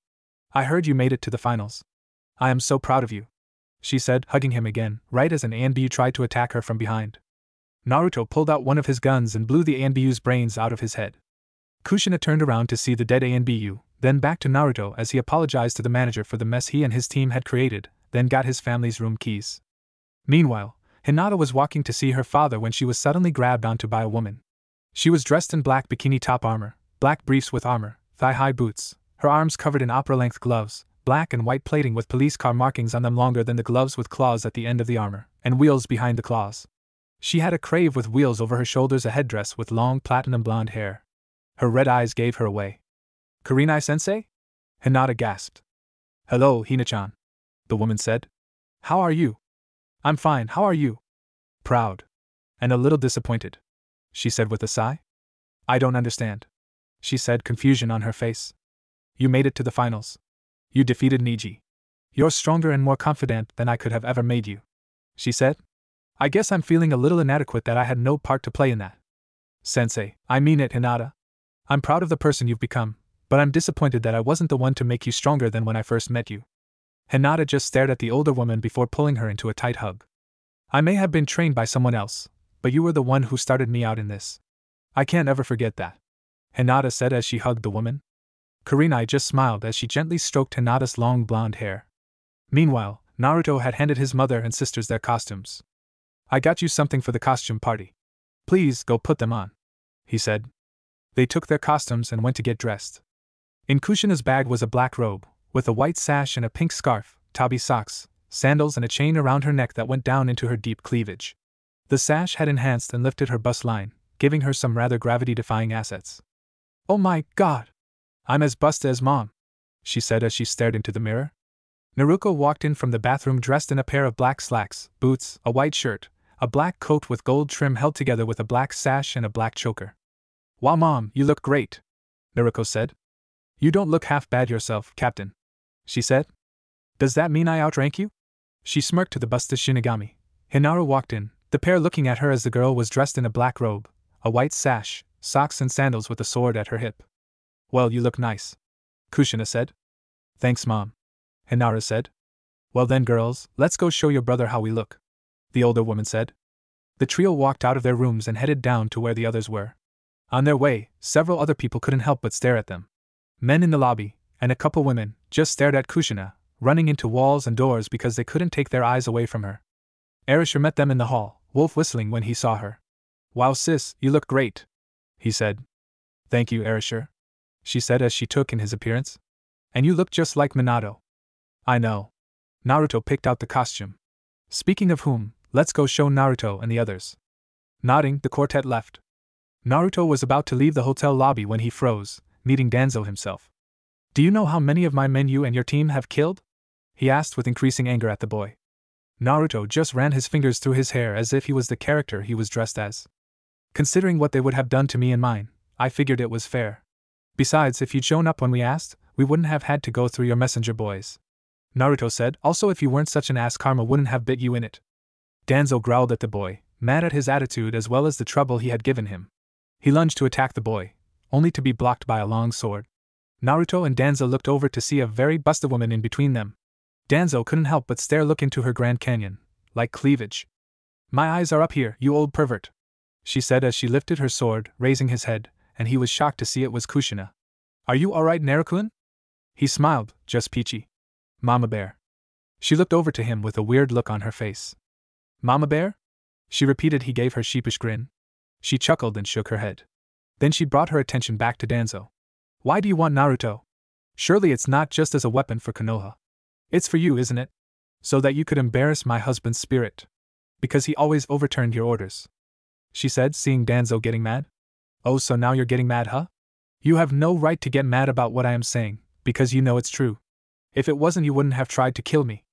Danzo had had enough and moved to attack her. Naruto saw him and was about to move, when he felt someone in his head. No love, we have him, the voice said. It was Rin. Just then Danzo was hit with a huge flaming bird's claw, slamming him into a wall. Just as he was about to get up, he was hit in the neck by a flying dart. Knocked cold, a new group of people emerged from the shadows. Take him to the dungeon, Sarutobi said to some loyal ANBU. Well, I see you found Naruto, he said to Kushina, doing his best not to stare at her cleavage. Kushina actually found it sweet that the old man still had some respect. Though the real reason was that he was trying not to get launched through the air via nosebleed. Sarutobi looked at Naruto. I'm impressed, you look alright, he said to the boy. Thanks, Ji-san, he said as Kushina, Rin, Naruto, Hinaru and Arisher stepped out of the shadows. The others had stayed back to let Kushina deal with Danzo. They figured she had more right to it than most others. It was the day after the party, which had been a blast, and it was time for the finals. However, thanks to a crazy spell, everyone stayed in their costumes. So almost all of the fighters were dressed up as their characters from last night. A few of them thought they were who they were dressed up as, and some of them still knew who they were but now had their characters' powers and knowledge. Everyone had arrived at the arena, except Sasuke. He better show if wants back up that big talk he said last month, thought Naruto. He's late, one of the clan heads said. No kidding. Who was his sensei? Hatake Kakashi. Oh, for crying out loud, Sarutobi groaned. Very well. We'll start without them. But we should wait for the Uchiha heir, one of the clan heads interrupted. He'll be put up as the last match, against Naruto. And I don't feel like waiting for that cycloptic fool, he said. Our first match of the day will be Hinata Hyuga and Higane Uzumaki. Hinata and Higane, still dressed up as White Queen and Colossus, stepped into the arena and faced each other. Their fight started out simple enough, both of them just getting a feel for the other, as punches and kicks flew with both grace and strength. That's when things got crazy. Alright, Hina-chan, let's show them what we can do, he said as he went full metal. Hinata just smiled, giving him a small bow before she turned her body into living diamond. From the stands, Hayashi, Niji and Hanabi were in shock. What's going on, father? Said Hanabi. Is that a part of our bloodline? I don't think so, dear, Hayashi said. Hinata and Higane suddenly rushed forward and struck each other, their impact creating a sudden shockwave. Everyone hang on to something, Hayashi shouted as the blast hit the crowd. Meanwhile, in the epicenter, Hinata and Higane were slugging it out like a couple of prize fighters for a championship belt. Higane came in, throwing heavy sledgehammer blows onto the girl's head, the girl herself throwing back punches and kicks with concrete shattering force. The pair reared back and charged forward to finish their fight. The impact caused another explosion, knocking both fighters out of their power forms. Hinata struggled to get up and succeeded. She was tired, bleeding, but she had won. Winner, Hinata Hyuga. said the proctor. The crowd cheered and Hinata smiled tiredly. She went back to where the others were as Naruto enveloped her in a tight hug. You did good, Hina-chan. He whispered to her, kissing her gently on the cheek. Rest now, he said as the girl let herself pass out. Meanwhile, Ino was cheering for Hinata and Hagane for a great match with Sakura sitting next to her. Nice going, Emma! She screamed. Sakura looked at her. What are you doing? She said. Cheering for my friends and the great match they had, she explained. The matches continued. Musaka and Lee knocked each other out. Temari won her match, but she wasn't happy about it. Shikimura had just quit when he had her right where he wanted her. Kankuro gave up. Shino and Jun took each other out as well. Jun knocked out Shino, and Shino made so Jun couldn't continue. Each of their unique costumes gave them rather amazing superpowers which dazzled the crowd. And with the others finished their fights, the main event was about to happen. I swear I'm going to castrate that one-eyed bastard one of these days. Sarutobi groaned. Calm yourself, sensei. You're going to pop a vein, Kushina said to the older man. Just then there was swirl of leaves and Kakashi and Sasuke appeared in the arena. Are we late? The Cyclopean ninja asked. What the hell do you think, Kakashi? Screamed the Hokage. We didn't have time to wait on the God King Sasuke and his manservant Heike to finish up powdering their noses. As a result, you have missed all the other matches and shown clear disrespect to all the other villages, as well as your own. Sarutobi took a breath as Kushina calmed him down. If this was a war, you would have walked in on a bloodbath. I can't believe they didn't wait for us. Sasuke gasped. I apologize, Hokage-sama, it won't happen again, Kakashi said. However, everyone looked at him. Stop lying, Heikate, Kushina said. It's what you are and you wonder why no one can count on you anymore. Kakashi glared at the busted woman who just smirked. However, your star pupil has arrived just in time to get beaten by my son. The kid gloves are off this time, Kakashi. I hope you're prepared for the cleanup.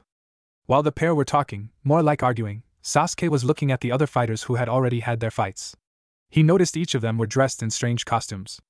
Hinata was in a white leather, shoulderless, midriff and cape costume, opera-length gloves, white tights, stockings, pumps, a choker and a long, sleeveless white robe with a diamond on the back and the kanji 42 in the middle and markings at the bottom of it. She now had blonde hair with long twin pigtails with rods in them. Hagane was in a sleeveless, black bodysuit with a yellow harness strapped to his torso, gloves and boots. Shino was in a black bodysuit with belts on his legs and across his chest, a red tattered trench coat with a high collar, black, steel-soled boots, a metal gauntlet and a headband on his forehead. His hair was to his shoulders and his eyes were red. He also had a thigh holster with a gun in it. Temari was in a black bodysuit, with pink shoulder, shin and torso armor and had a huge boomerang strapped to her fan. Lee was dressed in a yellow track suit with black trim, no surprise there. Musaka was in a lavender kimono top, white hakama pants, tabi socks and sandals. He had reddish-brown hair in a wolf cut and a thick ponytail, blue eyes and an X cut on the left side of his face. June was in a black and pink tank top, with a white furred skirt, boots and cape, red hair and twin pigtails and green eyes. She also had a sword at her hip. What is with these stupid costumes? Sasuke thought. The final match will begin now. Naruto Uzumaki Namikaze vs Sasuke Uchiha. Sarutobi shouted. It was then that Naruto emerged from the tunnel into the arena. His gloves and boots were tightened up, his guns holstered, his sword strapped to his back. Kakashi walked up to him while leaving the arena. So, you're going to use your weapons, huh? You're not a real shinobi, Kakashi said. That was when he felt a strong fist strike his ribs, breaking about half of them. Kakashi started coughing up blood, as Naruto looked down at him. To begin with, shinobi use anything possible. If you would have read the guide instead of that porn, you'd know this, he said. Now if you excuse me, I have to beat you, pretty boy. With that he walked out to the center of the area, while a couple of medic nins came and carted Kakashi out. Once Naruto was in the arena, the crowd started cheering for him. Hinata was waiting and watching to see her soon-to-be fiancé beat the unholy hell out of Sasuke. I know you've heard this before, but your little trick with Kakashi didn't work, Naruto said. Humph, like I need him, Sasuke said. Go Sasuke, Sakura cheered. Come on Naruto-kun, Ino said as the pink-haired girl looked over at the blonde. What? Why are you cheering for that dope? You love Sasuke, Sakura said. You can keep, emo boy, said Ino. I like my men with control over their emotions and I just love badasses. Beat emo boys, asked Naruto-kun. Naruto just looked over and saw Ino cheering for him. Well, there's a surprise, he said. One of your diehard fans is in love with me and cheering for me. I don't need fans, Sasuke growled as he dashed towards Naruto. The pair threw punches and kicks to each other, jutsus were used, and new skills unleashed. It was at that point that Sasuke started to get nervous. He's stronger than last time. He's not even breaking a sweat. I'd better use the technique Kakashi taught me, he thought as he leaped back from Naruto and started doing the seal for the Chidori. Naruto looked up and saw Sasuke coming. Oh, here we go. He grumbled as Sasuke shot off one of his Chidori at Naruto. Naruto grabbed his sword and pulled it from his back as the energy sphere flew at him. With a quick motion he swatted at it, knocking the Chidori with the blade of his sword. It flew past Sasuke's head and exploded against the back wall. What the Sasuke gasped. What the Kakashi gasped. Sasuke growled as he charged up his Chidori again, hurling them left and right as Naruto tightly gripped his sword and started hitting them like they were baseballs. However, one of the Chidori got through, knocking the sword from his hand. I got you! Sasuke shouted as he hurled another Chidori at Naruto. However, Naruto shot forward and snatched the Chidori in midair. His hand started to burn as he held the energy sphere for a few seconds. With a forced grunt the boy tossed the Chidori back to the raven-haired boy. Sasuke leaped into the air as the blast struck at his feet. However, in midair he was intercepted by Naruto, whose arm turned to solid steel and struck him hard in the jaw. The impact shot Sasuke like a stone, slamming him into the ground like a missile. The impact rocked the arena and kicked up dust everywhere. Naruto looked down at Sasuke, who was bleeding from various wounds in his mouth. He was also unconscious. I think that's game, Naruto said as he stepped out of the crater. The dust cloud started to disappear as the rain started to fall. Everyone immediately cheered for him. Winner, Naruto Uzumaki Namikaze, said the proctor. While Naruto was getting patched up, Kushina was talking to Sarutobi, the other Kages and the council. As you can see, the caliber of shinobis that New Whirlpool have is quite considerable, she said. The male members of the group were, however, still looking at her cleavage. Plus I think my nephew and future daughter-in-law should also be Chunin regardless of what happened. The other Kages agreed, while the council started to argue over it. He must be killed, one council member shouted. He cheated, said another. They continued to argue, forgetting that the Fire and Water Lords were there also.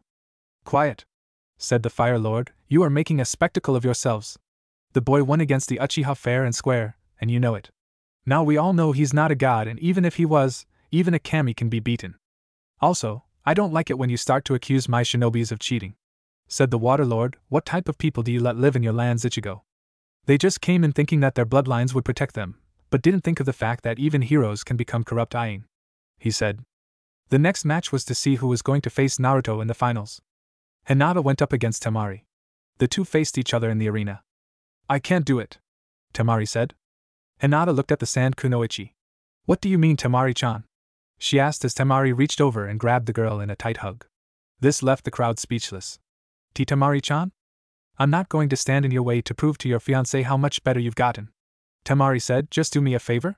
Give him everything you have. Show him how much you love him. Hinata gently nodded and hugged her back. Proctor, I forfeit, Temari said. Temari of the Sand forfeits her match. Winner Hinata Hyuga. He said there will be a 10-minute break before the finals. And hopefully this rain will stop. With that everyone went to get out of the rain and dry off. Meanwhile Naruto had heard what Temari had said and he stopped her as she went into the room. Thanks Tima-chan, he said. I guess I owe you one. You've already paid up, she said. I can never repay you for what you and your mother did for Gaara. That's why I accepted the engagement to you. She hugged him and gave him a kiss on the lips. He smirked and hugged her. Good luck, Naruto. She left to go and check on Gaara. Just then Rimaru came into the room. So it's you and Hinata in the finals, huh? He said. Naruto nodded his head. I expect you to share your lunch with me, he said, then walked out. Naruto sighed and started to get ready for his fight with his fiancée. Meanwhile Tora was twirling Hinata around while hugging her. You did it! You made it to the finals, she said. However, Hinata was getting dizzy. Tora, put the poor girl down. She's getting dizzy, said Reiko. Oh, alright. Tora pouted as she did as told. So you're going up against Naruto. How do you feel? Reiko asked.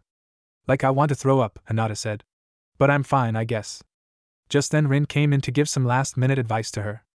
Don't hurt our fiancé too bad, she said, and the others giggled. That was when they were called to the arena. Here we go, Hinata said to herself. Naruto and Hinata walked out into the arena. Both of them turned to the other, staring at their fiancé from opposite ends of the arena. They stepped up to each other while everyone just watched. There were no words or speeches needed as they both mouthed, I'm sorry, I love you, to each other. The pair leaned in and shared a brief kiss, seeing the love in their eyes as they backed away and positioned themselves for a fight. Their eyes flashed as they started to fight like crazy. Hinata dodged the first few attacks but realized that she was in a fight, and had to give it all she had. I'm going to have to do it, she thought after being slammed into a wall. Quick as she could, Hinata transformed into her living diamond body and executed her 128 palms attack against Naruto. Naruto flew back and crashed into the wall, but managed to pull himself out of hole. He grinned at the girl with pride as he stood up and transformed once again into his steel body. She looked at him with love in her eyes even as he pulled his desperation move. Wind and steel style, bring the rain! Naruto shouted as he charged towards Hinata. Now to show Naruto my new move. Shining diamond style, bring the rain! She shouted as she charged towards Naruto. Up in the stands, Kushina gasped as she grabbed Sarutobi. Oh crap! Get down! The pair charged towards each other and slammed hard into the other, a massive explosion shaking every inch of the arena as dust and debris scattered everywhere. It was when the dust finally cleared that everyone saw Naruto walk out of the large crater with an unconscious, but alive, Hinata in his arms. Winner, Naruto Namikaze! The proctor announced as the crowd went crazy. The Hokage had stood up to address the crowd. Congratulations, Naruto Namikaze, on winning the tournament. Now, thanks to our decisions, we have selected 9 genins to become chunins, he said, and one of them will be Naruto Namikaze. Those from Konoha were outraged, but again the lords warned them. We will take an hour break for our choices to rest and then begin the presentations. With that, the group went off to rest. Later, Sarutobi was in the middle of arena with Kushina, the lightning, rock and wind Kages. Alright, he said. When I say your name, please come down to receive your Chunin vest. I'll start with the non-winners, Jun Kintabori. She came down and took off her fur cape. Even though Shino took out your knee, you have shown that you have strength of heart. So, it makes me proud to give you this Chunin vest with our gratitude, Sarutobi said. She hugged the Hokage and he helped her with it on. Next, Shino Aburame. Shino slowly started to go down to the arena with the help of his bugs and father. He bowed to the Hokage. Shino, your fight with Jun also showed you to be a great talent as well. You showed great strength and heart. I'm sure Shibi is very proud of you for trying. Sarutobi helped him slip the vest onto his body. He bowed and stood off to the side. Next, Shikamaru Nara. Shikamaru came down as his trench coat was waving. He bowed to the Hokage. You have proven yourself to take the smart way out. When you knew you were out of Churka and you allowed your opponent to live afterwards. This showed that you had mercy for your opponent. He slipped the Chunin vest on to Shikamaru. Masaka Takeuchi. Masaka slowly walked down to the arena. Masaka, you showed skill, grace and talent this day. Thank you for a great match. Masaka had slipped on the vest as Taicho came down to hug her son tightly. Rock Lee. Lee came down in pain, but he was smiling a blinding smile and bowed to the Hokage. You have showed yourself as a very powerful opponent, and very skilled. Your match with Gaara showed proof in that. Lee accepted his vest and placed it on. That's all from Konoha. Naturally, some of the crowd booed because Sasuke didn't get a Chunin vest. Next is Temari. She went over and took off her fan and boomerang. You were very talented in the tournament. You also showed mercy to Hinata and showed compassion, knowing that she wanted to prove herself to Naruto. Thank you, Temari. She accepted the vest and slipped it on. Hagane Uzumaki. He came down still with a little disbelief on his face, but he was proud of Hinata. You showed humility when you and Hinata went at it. The match was powerful and very skilled. Congratulations. He handed Hagane his vest and he bowed to the Hokage. Hinata Hyuga, she went over and hugged both the Hokage and Kushina. I'm proud of you, she said as she hugged Hinata. You have come a very long way from where you were, said Sarutobi. You are very trustworthy and your family's style is deadly in your hands. I am proud to give you this vest. She put it on and hugged him again. Off to the side, Hayashi, Niji and Hanabi were waiting to greet their estranged family member, then went over to hug her. And now, the winner of the tournament, a young man who climbed his way to the top without any help from anyone here in Konoha, because we can't tell the difference between a kunai and the scroll that it's sealed into it. Everyone looked down as he said that. Naruto Namikaze. He walked out and those that cheered for him went crazy. He bowed to the crowd and to the Hokage as he handed Naruto his Chunin vest. What can I say? He said, I thank everyone that supported me and that was there for me. He hugged his mother. Just then the Kazekage made his move and attacked Sarutobi. What the? Sarutobi gasped as the Kazekage grabbed him and leaped to the roof of a building. A swarm of feathers started to fall and put nearly everyone in the stands to sleep. Oh crap, I hope she still thinks who she is. Naruto thought, Jean, it's starting, we need help here. I'm coming, Scott. Rin sent back. I'll have to stall, he muttered. Pretty ballsy to attack now. But there is only one person I can think of that does. The Kazekage removed his face. Orochimaru, Naruto shouted.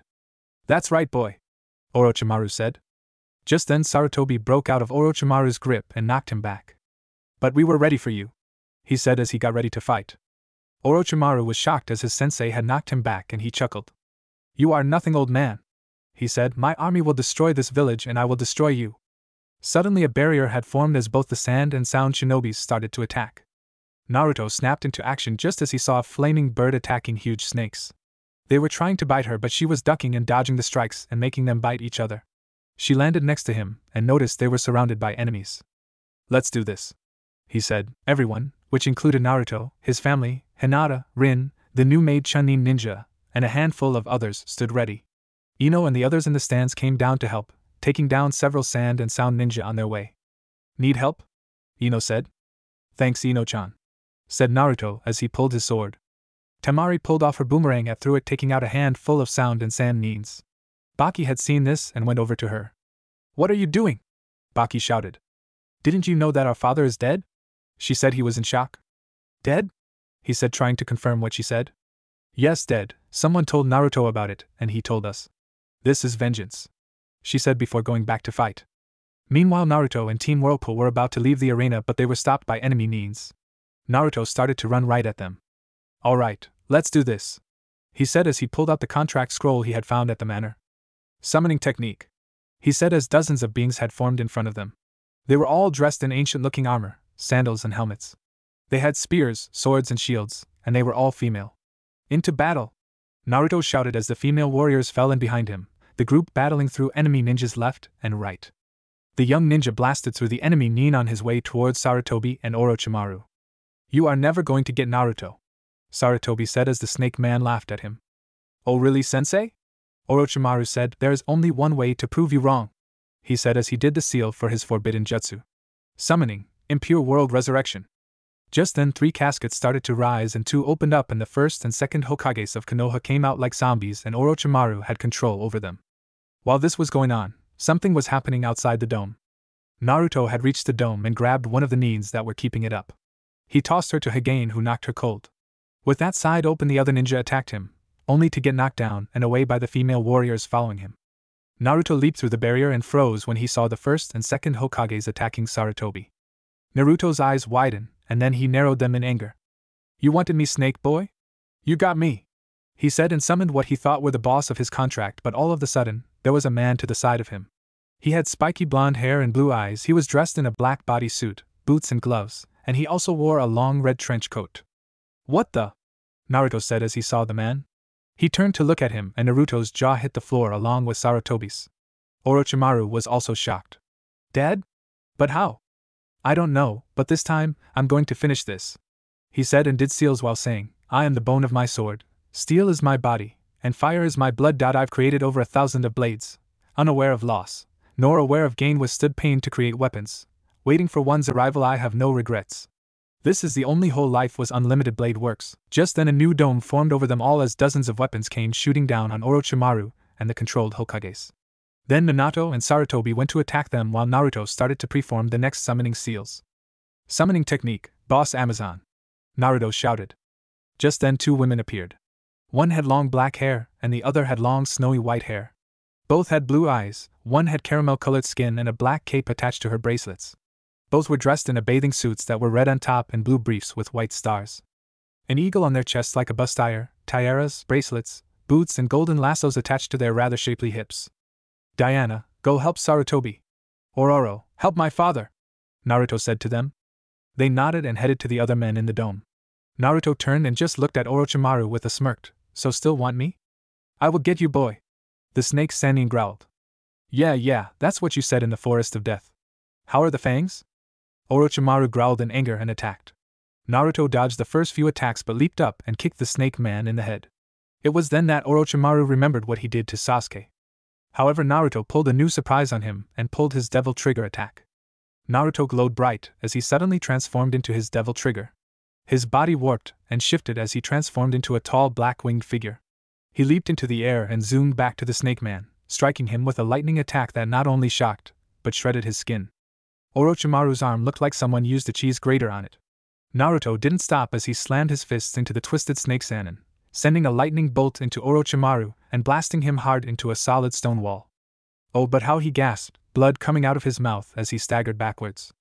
"It's something that my Dante costume gave to me," Naruto said as he pulled his sword from his back. "I wasn't expecting this," Orochimaru groaned. "I suppose shredding your arm wasn't what you were expecting," Naruto said as his body ignited with fire.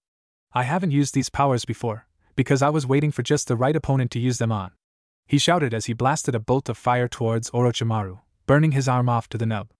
"You son of a bitch," he said as Naruto flew in again and gave the Sannin a right cross. "My parents were married, which is more than I can say for yours," Naruto shouted as he hit Orochimaru again and knocked him across the area. However, Orochimaru just chuckled as Naruto, who had transformed back to his original form, wondered why the snake was laughing. Unfortunately, Sarutobi knew what was going on. "No!" Sarutobi shouted as Orochimaru drew a blade from his mouth and launched himself at Naruto. Right as the blade flew towards Naruto, a shadow passed over him and the katana went right through Sarutobi's heart.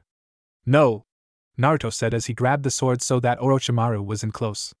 Naruto pulled out one of his guns and fired on Orochimaru, forcing him to release the katana, and enabling him to escape. "Damn it!" he shouted as he looked at Sarutobi, gently removing the katana from his chest as Diana came over to him. "Put this somewhere safe," Naruto said as he handed the blade to Diana. He looked down and saw Sarutobi dying in his arms. Tears gently fell from his eyes. Just then he looked over and saw Kabuto in front of him. "Poor Naruto," he said. "The only one that cared for you died by my master's hand." While there were a number of things he could have said, the only thing that came out was, "You goddamned cocksucker." He growled and got ready to attack him, only to have Minato grab his shoulder. "What? Father?" he gasped as Kabuto looked pale. "No, Naruto. You defeated Orochimaru. His lackey belongs to me." Why yes, father," Naruto said as Diana picked up Sarutobi's body, carrying him away. "Stupid Kabuto," Minato said. "I don't know what you were thinking. You actually thought you could beat Naruto after what he did to your master? And then you show up expecting to kill him? Get ready to be disappointed." That was when the screams began. Diana and Aurora landed, carrying Naruto and Sarutobi, and told the others what had happened. "My husband's alive?" said Kushina. "I don't think so. He was summoned," Diana said. The group suddenly heard a huge explosion and dozens of screams. They looked over and saw Shikamaru doing this thing with Ino and Choji. Shikamaru was throwing shadows that exploded against enemies. He was dressed in a black-purple bodysuit, boots and a trench coat. As the Nin flew up into the air, Ino was in the air slamming him down, and on the way Choji came rushing in dressed in red armor, charging, then crushed him against the wall of the arena. As one was about to attack Choji, someone came in dressed in a red robe, with long white hair and a huge sword, slicing the Nin in half vertically. It was Kiba, and then he cut off another's head off. That was when one was about to come up on him and saw hit by a Celine Mustang police car. "A police car?" Kushina asked. That was when it transformed into a gorgeous woman with long platinum blonde hair, dressed in some kind of battle bikini and armor. As usual, her eyes gave her away. "Kurinai," she said. "Hello, Uzumaki-sama," the red-eyed woman said. "I've told you to call me Kushina," she said. Just then she saw something about to hit her. "Down!" Kushina shouted as she tackled Kurinai to the side. Then they looked over and saw a woman with long blonde hair and blue eyes, a gown, sandals, a Russian captain's uniform and a cigar in her mouth, firing a machine gun at the enemy Nins. After they dropped, she pulled the cigar out of her mouth and blew out smoke.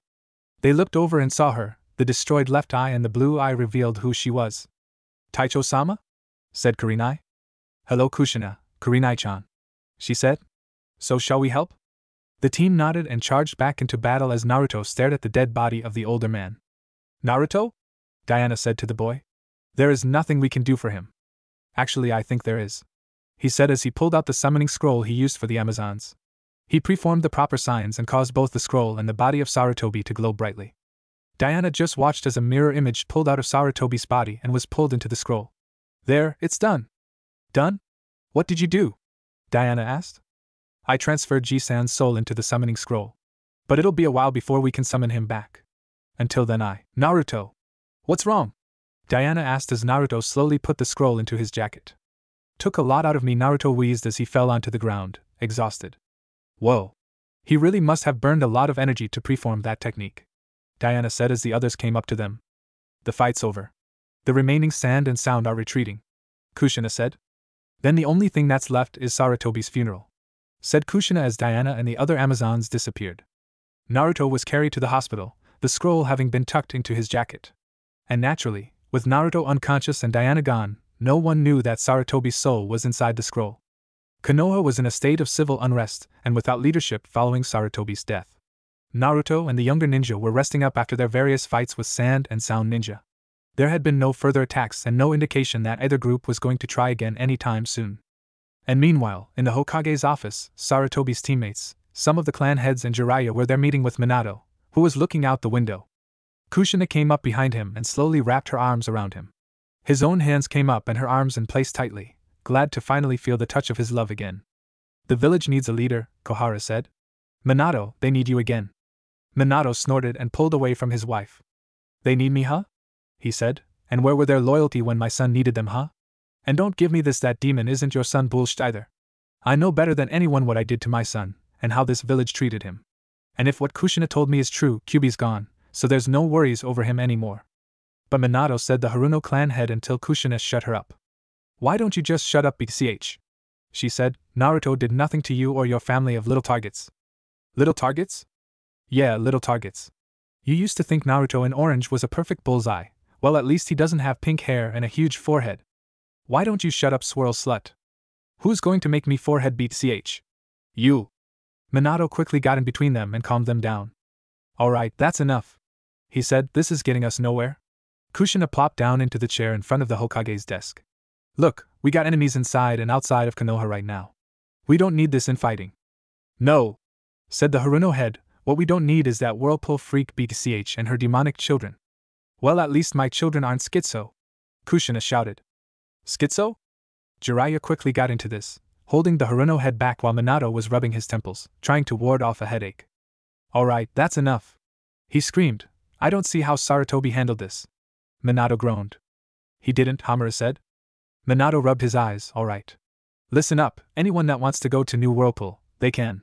But right now I am going to try to see if we can handle this problem. I owe at least that much to my former sensei to try and salvage something out of the mess that this village had buried itself in. We have Sarutobi's funeral in 2 hours, Koharu and Hamura both want me to take the Hokage's mantle again. Danzo's in prison for attacking my family and his lapdogs are demanding he be let free, and I have to deal with my son freaking out that I'm alive. Honey, he wasn't freaking out, said Kushina. Well, I would've. He said, look, we have to deal with his mental stability. He's waiting for the other shoe to drop right now. Who cares? Said the Haruno head. That proved to be a big mistake when Kushina shot up, wrapped her hands around her throat, and started to pound her head into the floor, until Shibi eventually pulled her off. That's it, said Minato. Suki, get out of my office or I will call the AMBU on you. And I mean the ones from New Whirlpool. What? She said, why? 1, you insulted my wife. 2, you insulted my children. 3, you have done so in my very presence. And 4, your shrilly voice is grating on my nerves. Now wait a minute, she said, only to stop when she found Taicho place her katana under her chin. I believe he said leave? She said. You don't have the guts. Suki spat, which caused everyone to groan at how dumb she was. In one deft move, Taicho spun her sword around and sliced her hair off quite short. Suki felt a breeze and saw her pink locks on the floor of the office. Noticing her hair was on the floor, she ran out crying. Everyone else took a sigh of relief and the meeting continued. Meanwhile at Konoha General, Naruto was resting in his bed and Hinata was at his side holding his hand. She had called up on 2 Amazons to be stationed by the door.